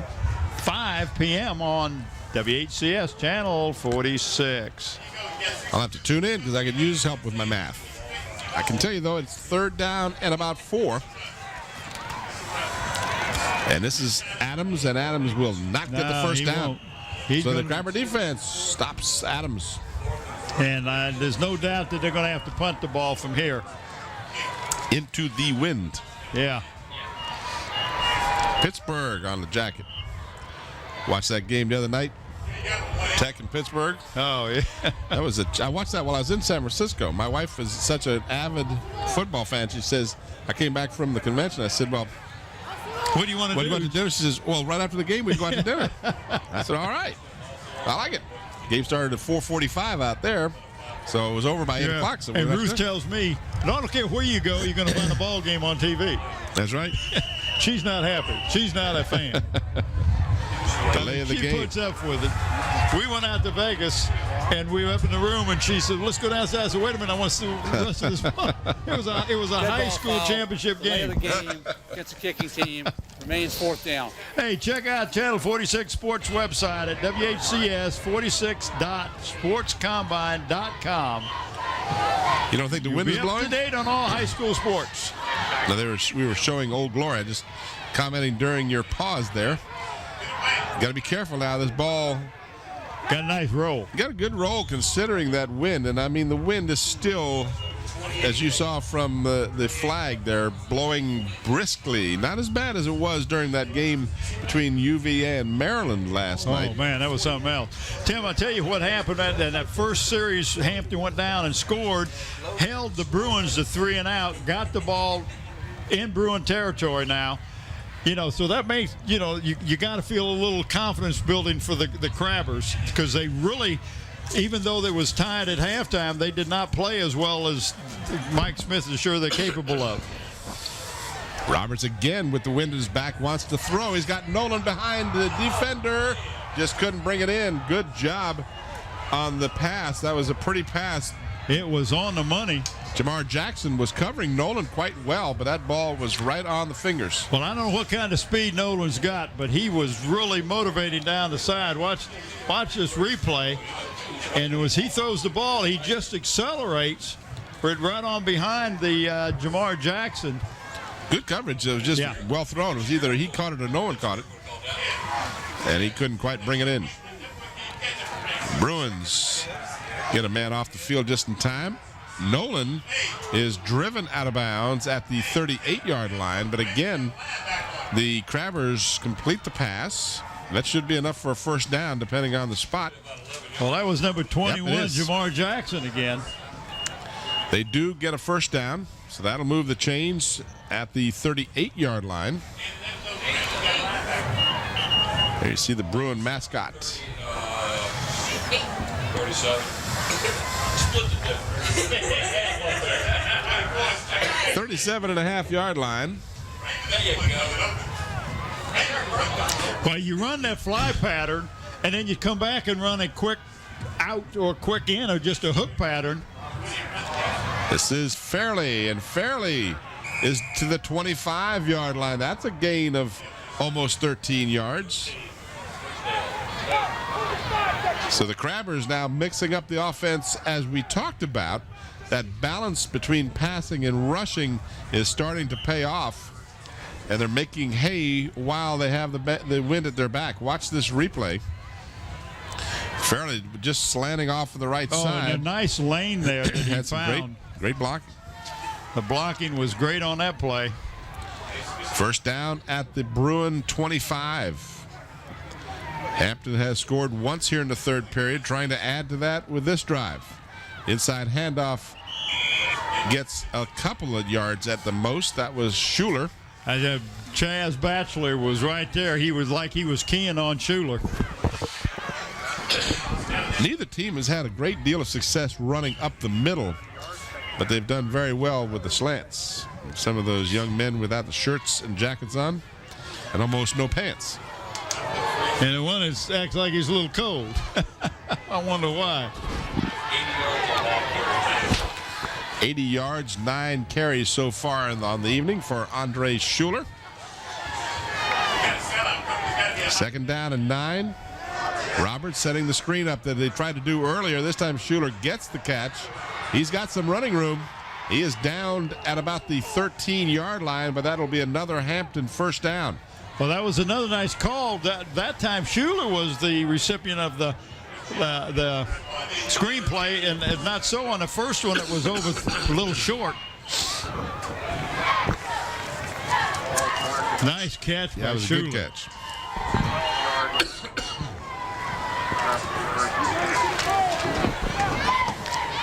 But Bethel, after they had the punt 3 and out, gave Hampton a short field to play on. They were actually started, about the 48? Yep. They're at the 11 now. First down. They can get a first down without scoring. And the ball is loose. The ball is on the ground. No one sees it for the moment. And now it appears the Crabbers. No! Bruins ended up with it. Oh, that could be another huge turnover. That ball was just lying on the ground. No one seemed to know it was loose. Well, we had that on replay. Tim, that laid there for about a minute. Seemed like a minute. But, a couple of seconds. The wide shot right here, and watch the ball. There's the ball. It seemed like it took longer for them to react to it than it did, because I saw it lying there. Usually you don't see it that clearly. But I believe it was Schuler that got the handoff, and or may have never had the handoff. It was hard to tell. And I didn't see who come up with the ball. But in any event, this is a huge, potentially huge turnover, stopping what could have been a real damaging drive had the Crabbers gotten some kind of score. Leading by 7, if they'd gotten at least a field goal, it would have been a 2-score game. So this could turn out to be a huge turnover. Crabbers turned the ball over with an interception in the first quarter, but it did not come back to haunt them as the Bruins were unable to capitalize off of that turnover. Well, they've got Campbell in at the tailback. And this is Campbell. Got the speed. He's got the speed. He is out of bounds, but not until he gets a first down all the way out to the 28-yard line. Well, they've got Ladarius Adams in there at the fullback spot where Chaz Batchelor usually plays, and I can see why they've got the Campbell kid in there because he's got good speed. Mark it at the 28. Move the chains. 1:55 remaining in the third period. Hampton has the only score of the half to take a 7-point lead. And again, Campbell. This time the Crabbers are waiting for him. And that was Schuler that was right at his feet. Schuler and Fairley both. Number 8, number 5. Oh, right there. Is it Mike's birthday again? Oh, yeah. No, remember it was Mattingly? Oh, yeah. And Mattingly got all this publicity. Mike gets this little bitty thing at the end of the game. I think he's not paying the right people the right amount of money.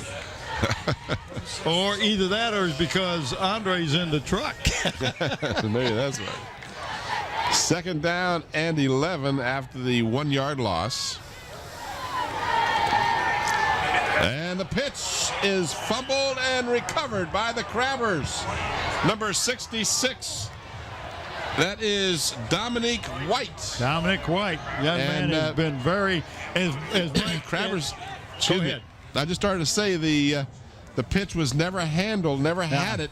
It was a little bit behind him. And Campbell was the intended recipient. Again, you got a guy that's a little faster at that tailback, and you're not used to pitching it as wide as... And the wind is causing havoc out there for everyone. So now, turn around and give the ball right back to the Crabbers so that turnover does not hurt Hampton. Come back out, you throw the ball right away. Let's see if they can capitalize on it. They got Nolan on a down and out, and it's too far out.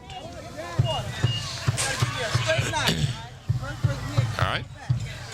1:02 remaining in the third period. Turnovers by each team here. Oh, a little bit of a half a wave. Half of a wave. That would be a what?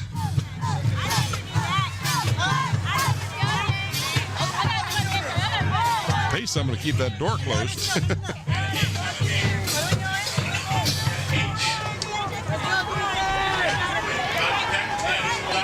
Roberts on the keeper, and he's got the running room. He'll score. Mike Roberts.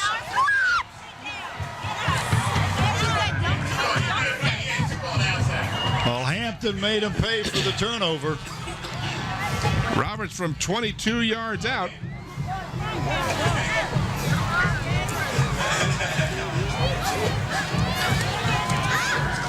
Kind of a quarterback draw play, if you will. Yeah. 2 plays. 12 seconds. 20 yards. Johnson's kick is up, and it's good. So turnovers by each team, but Hampton capitalizes on theirs. We will pick a player of the game for both of these teams tonight as we watch the replay of the score.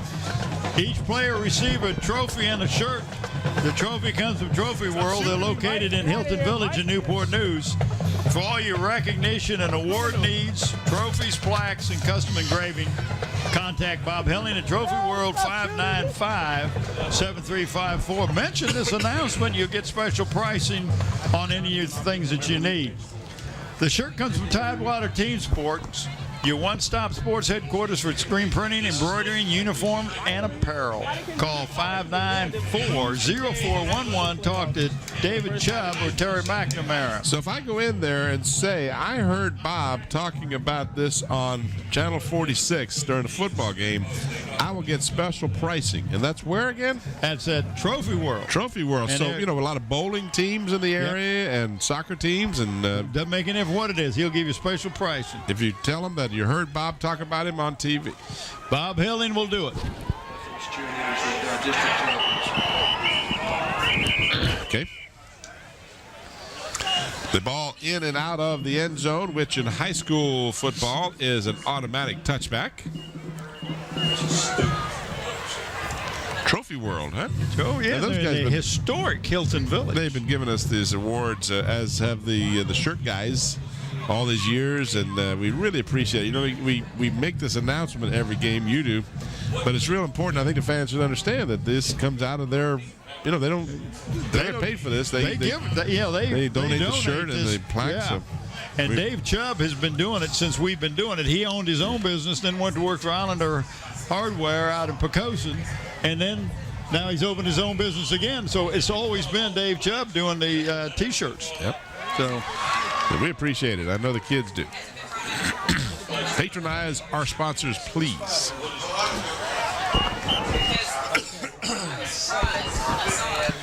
Tracy Parker going right back to... Well, he's spreading it out a little bit. Yeah, went right back to Campbell, though, after that.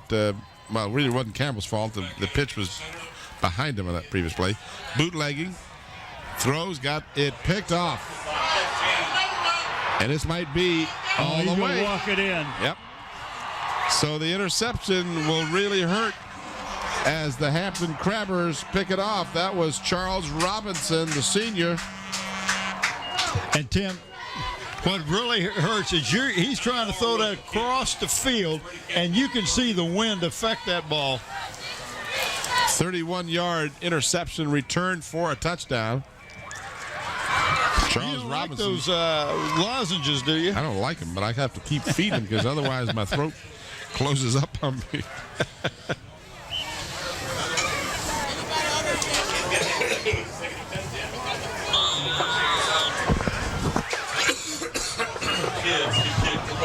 Got me out of a sick bed to do this game today, buddy.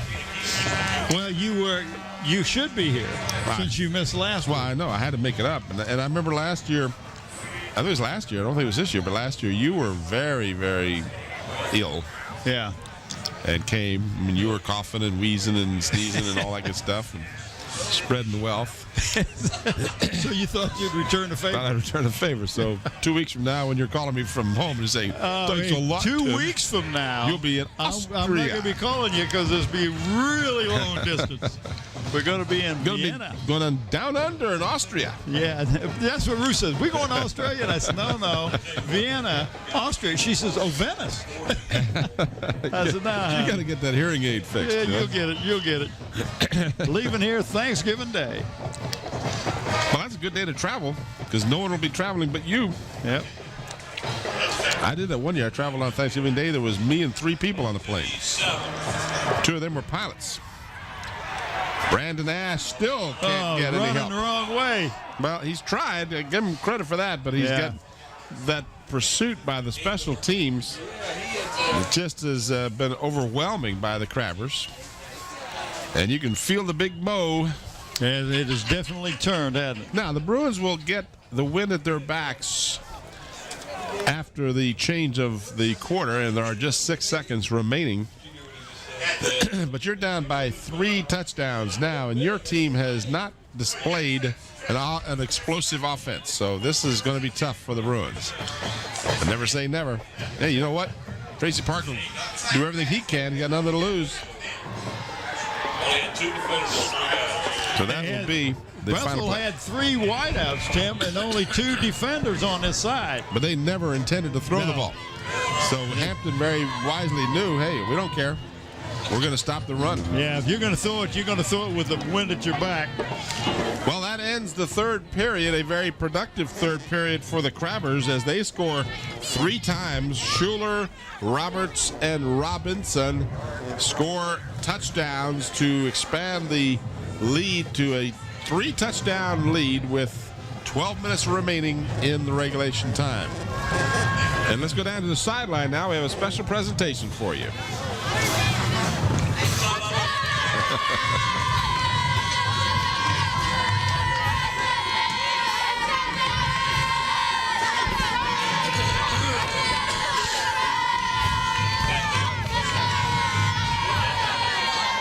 And they are champions, right?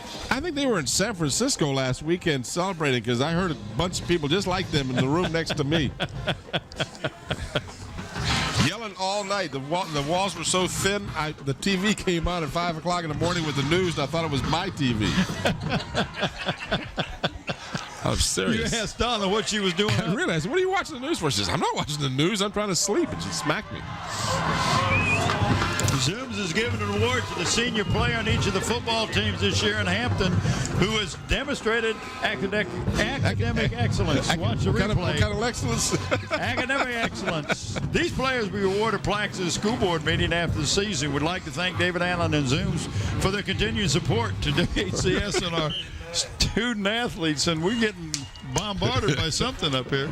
That's me. I'm sure what it is. But anyway, those athletes are Bethel, Deshaun, Chester, Hampton, Trevor, Broughton, Kickitan, Thomas Gilkey, and Phoebus, Travis Quidera. 3rd down and 9. Bruins conservatively stick to the ground, and they'll have to kick it away as Chaz Batchelor will have to come on to punt.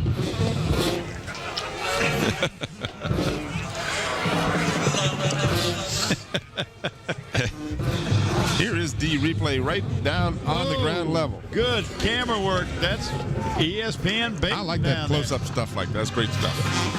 That does a great job. Almost looks like your HD TV. Yeah, really. I mean, you're right down there. Right into your living room. Oh, a high snap. And it just got it away. We've got a beautiful spiral away. Had a lot of pressure. It's fielded and still going. Boy, a couple of great plays on there. That was a nice job of returning the ball at all by Brandon Smith, 21. But Chaz Batchelor, I thought that ball was blocked for sure. I don't know how he gets them off. I mean, the Crabbers were all over the ball. They did not make contact, so appropriately there was no foul. We got a hurt player on it. I believe it's one of the Bruins, Tim. Does appear to be a Bruin on the far sideline. That was an excellent kick. Of course, he had a little help from the wind, but that was a spiral. That may be Marcus James. It looks like number 50. 33-yard punt. Almost disastrous because had it been blocked, that would have been trouble. Well, we haven't talked about this. This is, in fact, actually an extension of the regular season. The last regular season football game for us at Channel 46. But there's Susan Bowers. I told you last week, she got a pretty smile. It's a good thing she looks like her mama. But it's not our final game of the season because we'll be around for the playoff action. Next week we will be here. We'll be here. Apparently, Hampton will host somebody. We'll know. You'll know after the games are played this weekend. And we would encourage you to come on out and support whichever team is your favorite in the playoffs. Looks like Phoebus will be in the playoffs. Bruins, if they can pull a miracle off, will be in the playoffs. That's what it would take at this point. First down and 10. Roberts on the play action fake over the middle. Ball was tipped. By number 4 again. Yeah, again. Wilshire Scott.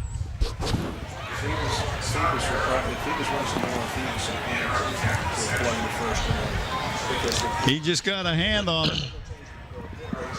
Yeah. If he hadn't got that ball, it was right, a wide open receiver.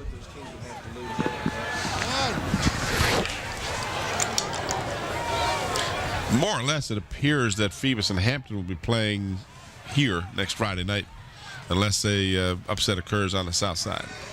Roberts does a good job of getting away from the rush and goes out of bounds. Would you see that block? He was dead back there and elusively got away from 3 pursuers. And then big old number 66, Dominic White, just a junior, 5'10", 265, leveled somebody right at the end of this play. You got to grab him to watch this hit. You won't see you it. Missed it. Won't see it in that picture because we were trying to get the close-up. So now it's 3rd down and 8 for the Crabbers at their 49-yard line. 10:42 remains in the ballgame.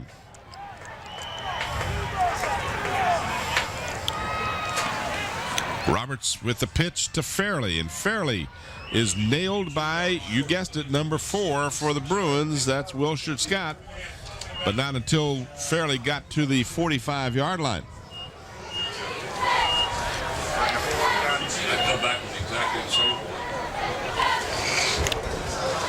Tough call there. I know. Is that what happened? Oh, okay. Little bookkeeping Bob and I are doing here. Yeah, and what do you think here? Okay. Yep. 45-yard line, 4th down and 2 for the Crabbers. So gamble of sorts, and they apparently were just trying to draw the Bruins offside, so they'll take a timeout. That'll be the first of their 3, so they'll still have 2 remaining. With exactly 10 minutes remaining in the ball game. And as we've mentioned, and if you joined us late, the Bruins can make the playoffs, but they have to win this game. If they lose, they are out. They are toast. As they say, history, toast. But the fat lady has sung. Very good season, though. They've played. Tracy, and that's what Alvis Mann said during that interview. At the end of the interview, he said Tracy Parker has done a real good job with the Bruins. And you know, after last year, he had a really disappointing year before. He had an 8-2. Didn't make it to playoff last year. I think they won like 3 games. Really turned it around, got the teams concentrating on what they want, the coaches wanted to do, and had a great year. Incomplete on the pass. And that turns the ball over, won't it? Just wanted to mention, Hampton now, assuming they win this game, will be 10-0. Phoebus, if they win, will be 9-1.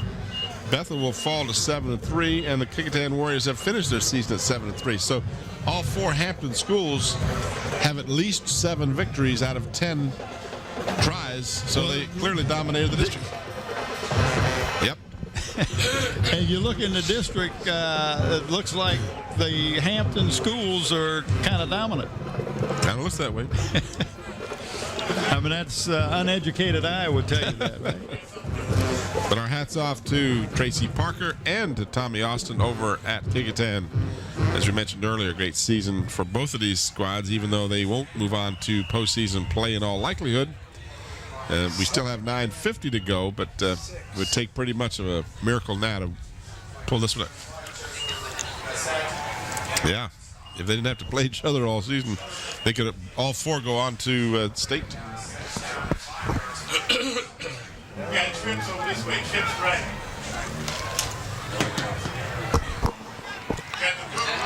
Hill wants to throw, throws it a little too far. Intended for Jamar Jackson, number 21. The wind is swirling. It's not just at your back. It's a swirling wind. And then you've got a couple of big Hampton crabbers breathing down your neck. It makes the throw a little difficult. The receiver wasn't open. I mean, that ball would have had to be perfect. And you're not going to throw a perfect ball with the way the wind is swirling. So 3rd down and 5 for the Bruins. Hill over the middle for LaShawn Campbell, busted up on a good defensive effort by the Crabbers. That was Schuler defending on a play, and no less than 5, or was it 6 white and red clad Crabbers there. Yeah, they were pretty. Where's D? Oh, D. I was looking for D Bill for D. Tita, right in the middle of your screen. I was looking for Bill D. No. Bill's across the water looking at Indian River tonight, or Lake Taylor, or somebody. That's D for Tita. Teaches at Bethel High School. Been in the Hampton system for forever. I went to school with him. You went to school with him? Oh, he is. Is he that old? He's that old. Didn't his family own the hot dog place down there in Phoebus? Yep.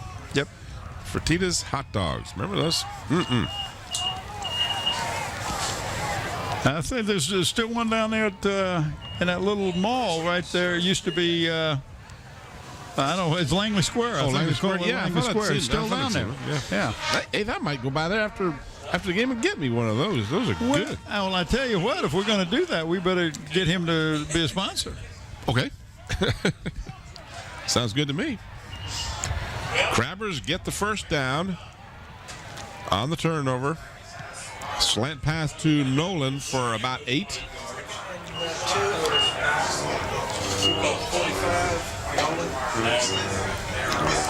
Now the Crabbers would like nothing more than the clock to just go tick-tock, tick-tock, tick-tock. And just move right on out. Get no one hurt. There's no week between the regular season and the playoffs as a result of the rescheduling. And we can thank Isabel for that.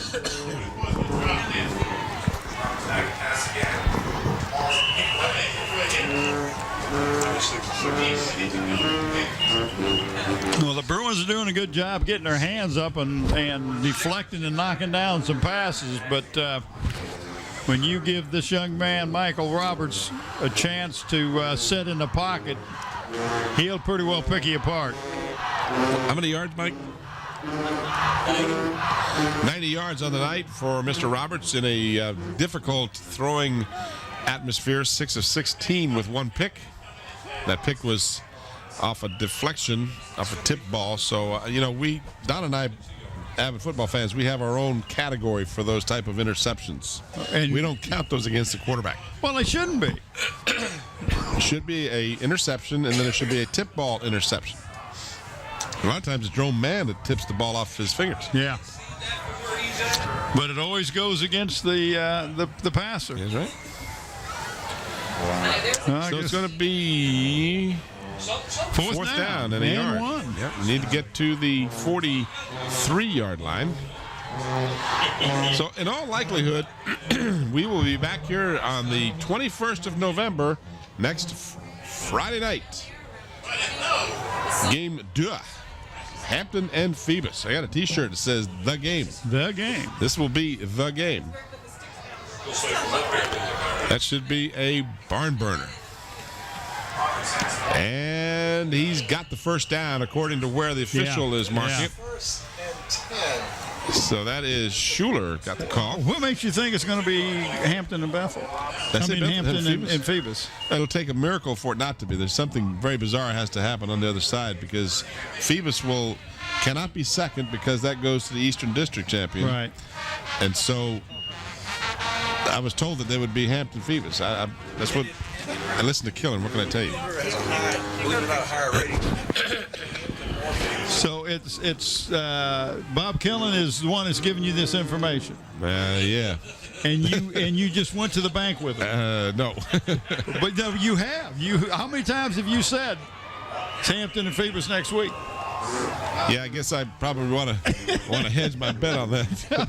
Well, More you're than saying likely. it like I thought you got it from a real solid source. Nice tackle there by the Bruins, still playing hard. Yeah, that's like that old that fumble of the mouth. The White Horse Sauce instead of the White House Source. Yeah, like that darkened bog. That's right. Careful what you say. You got to be. Some of this. Fork up that pick and eat. That's what I told my son one day when he was a little kid. I said, "Fork up that pick and eat." Boy, he picked up the fork and just started eating. Killen heard you say it hasn't stopped since. Almost made the grab. And I tell you what, a job to get the ball away with Chaz Batchelor hanging all over you. Michael Roberts showed some strength. Watch Charles this. Robinson almost made the grab. Slowed him down a little bit. Robinson was well covered, I will add. So it brings up a third down and a long 11. That clock stopped again, 6:36, as interestingly, Hampton has not just gone to the exclusive run. Might be working on next week's game plan. Well, at this point, you got the wind in your back. You want to work on the game. Well, no, but the wind is in your face. Here's that backward pass again.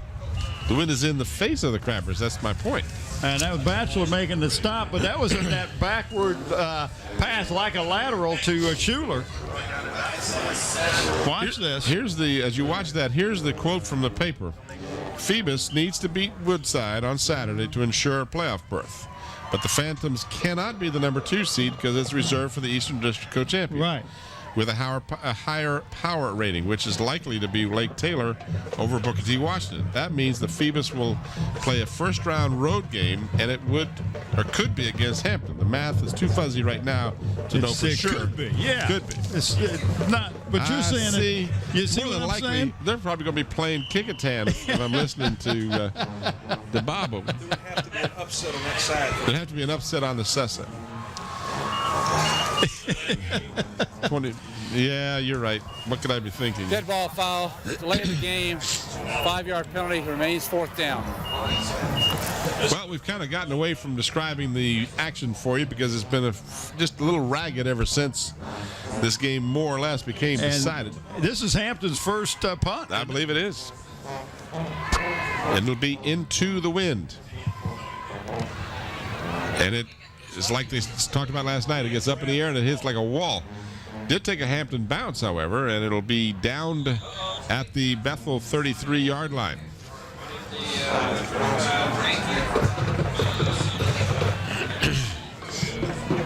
Got a penalty flag way back here. Might have had too many people on the field for the Bruins, which wouldn't give them enough for a first down. Yeah, but they might want to punt it again. We have illegal participation against the defense. 12 men on the field. Give me the captain, please.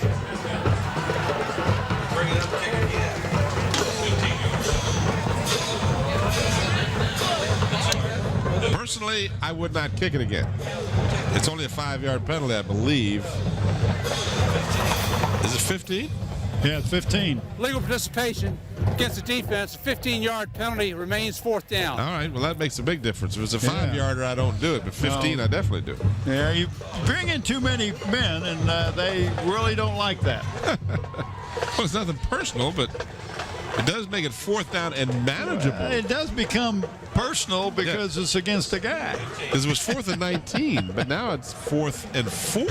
Yeah. So you might want to say, hey, where we are now, let's go for it. Sure. If we don't pick it up. That's about where they gave it up on the punt. Hey, no, actually, the punt was about 3 yards further down, but not much. Yeah. So they will, in fact. Let's protect Corey Johnson's punting average. That's right. So they will, in fact, go for it. Of course, they go with a hard count. Each team has 2 timeouts remaining, so that wouldn't be a big issue. 5:14 on the clock. They do run the play, and Roberts is very close to the first down. Ball came loose. Now, can another player advance a fumble? Well, it looks like that's what they're going to do. They're going to say it's a first down. They have the old Raider rule in NFL. Oh, yeah, it was Ken Stabler, throw that thing in the end zone, let somebody. There you see the ball clearly came loose, and they advanced it, and a Bruins shaken up on the play. 7 yards on the play. Yep. Gary Tucker. Yeah, he's played a well-played ball game, Gary Tucker has. Well, we got to be thinking about our players of the game. We still got 5 minutes to go. Tell you some good players. Schuler, Farley, Roberts, Dominic White, Todd Nolan for the Crabbers, Tim Burton, Willard Scott, Batchelor, Adams that's had an outstanding, especially the first half. Jamar Jackson, just to name a few for the Bruins. So the name Hall comes to my mind. The what? Hall. Hall? Yeah, Hall's cough drops, because this helped get me through this game. Oh, I thought you was talking about Richard Hall, the girls coach my player of the game is Hall's cough drops. Oh, okay. And the fans at home, too, because hopefully they didn't have to. Now, let me ask you if can Halls wear a T-shirt? No, but I can't. Okay. It will keep you a little warm. That's right. 1st and 10 for the Crabbers. Pitch to Schuler. And Schuler breaks tackles, and he will score. That was a big penalty having that. Yes, it was. 29-yard run by Schuler, his second touchdown of the ball game.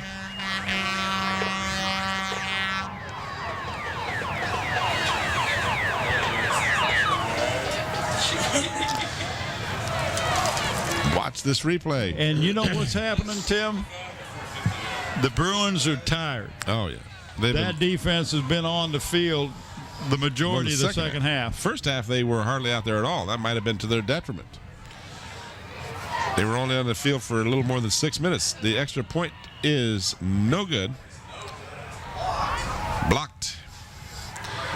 So the score remains Hampton 34 and Bethel 7.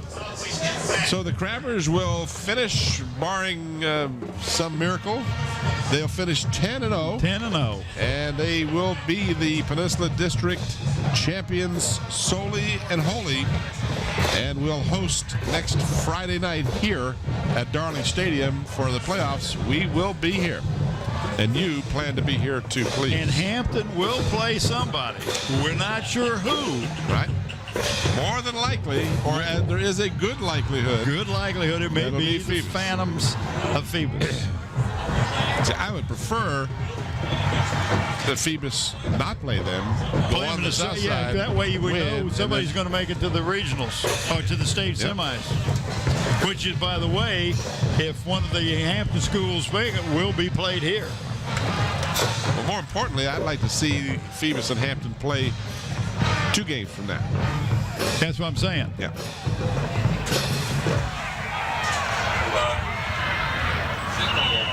Ball will be taken at about the 12 or 13 yard line where the Bruins will have it.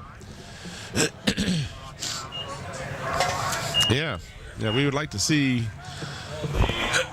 I mean, we know that if Hampton and Phoebus play, then one of them will go on at least for one more week. And it's a shame that because they could very well could have met in the state finals had they been able to. They do that in basketball. I wonder why they don't do that in football. You know, they do that in basketball. Yeah. 9 plays, 53 yards, 4.5 minutes was the last drive. Last drive. I have to, because you're talking and asking me a question, and well, why are you paying attention to those guys? Because they're the statisticians. He quit. Don't get me in this. Yeah, leave Bob out of this, right?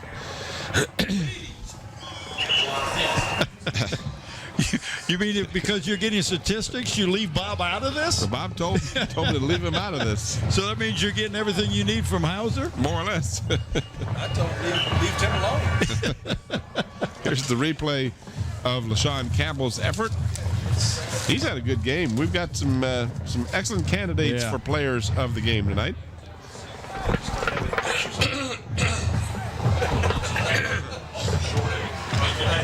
I'm saying, no, these guys are picking it up.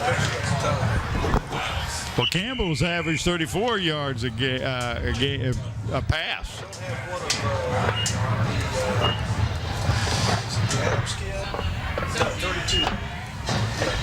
Ball marked at the 17-yard line. Well, see, up a third down. Lake Taylor and Indian River, they're not playing each other. They're playing somebody else tonight. Each other. They don't play each other. Are you asking me or telling me? I'm asking you. I don't know. Well, then I can't. They're not, but they could be upset. And were they be upset, then there would be a change in the PowerPoints. Oh, my goodness. A room service interception thrown into the hands of Robinson. His second interception, almost his second touchdown. Do you think maybe the coaches had said that is a possibility of a play? That's a dangerous play when you're inside your 15-yard line, and Robinson almost made them pay, and the Crabbers still may make them pay. You know, that's interesting. When you see this score tonight or in the paper tomorrow, you're going to say, oh, this was a blowout from the beginning, and it clearly wasn't. 7-7 at halftime, but it's been all Hampton in the second half as they're about to add to their lead after the Charles Robinson interception. Roberts on the pitch to Schuler, and Schuler will not get back to the line of scrimmage. Right now, if you can keep Hampton out of the end zone, it's kind of a moral victory for the Bruins. 15 carries, 104 yards for Andre Schuler, and 2 touchdowns, who just happens to be our player of the game from the Hampton Crabbers. Nope. Well, I tell you, Mike Roberts had to pitch at that time because he had Chaz Batchelor hanging all over him. Fairly, and they move the scrum, and they move it across the line. And he got the TD. So Andre Schuler, who is our player of the game for Hampton, and Willard Scott is the... Willard Scott? Willard Scott? Did I say Willard Scott? I don't think it's Willard. Wilshire Scott. Well, where did I hear that name, Willard Scott? Well, he used to be an NBC weatherman. Oh, something to do with the weather. I knew. Bad weather, Willard. Okay, Wilshire Scott, number 4, player of the game for the Bruins. An easy mistake to have made. And the extra point try is good this time from Johnson. So the Crabbers, as we watch the replay of the touchdown. Don't want to forget our corporate sponsors. The game brought to you in part by Hampton Chevrolet. Jeep Mazda, located 1073 West Mercury Boulevard. Give them a call at 838-5450. And in part by Are you doing this funeral home? You doing the wrap-up? Or? No. You're in a hurry to get out of here. Got a hot day. Need to talk to them a little bit, you know. They're conveniently located at Hampton Center Parkway. For information, give them a call at 827-4670. That's Parkland Wood Funeral Home, where Nancy Staten is the manager. And, of course, Zooms with 14 convenient Hampton locations. Just took Hampton serve you 2 plays, 2 yards, 15 seconds to tack on another touchdown and lead 41-7 as the Hampton band is celebrating. This one will go out of bounds, and the Bruins will have it at the 35-yard line.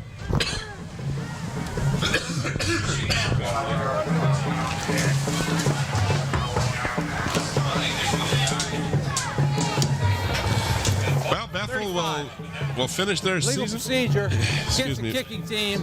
The receivers will take the ball at the 35-yard line, first down. Sorry, Bill. Didn't mean to step over. And it's interesting, too, that it's not placed in the center of the field. It's placed on the hash mark on the side that it went out of bounds on. Yeah, how about that? I never realized that till right now. Good observation. Did you notice that? No, I didn't know that. Does it make sense? It does make sense. So the Bruins, who will finish 7-3, stick to the ground, and they, like others, would just as soon get this game over with and celebrate what's been an excellent season for them. And the Crabbers will start their celebration. You might be asking why Ladarius Adams wasn't the player of the game, and certainly he had every credential for that. Absolutely did. But we try and pass the award around, and Mr. Scott, Wilshard Scott, had an outstanding ball game, and in every manner of the word deserved it.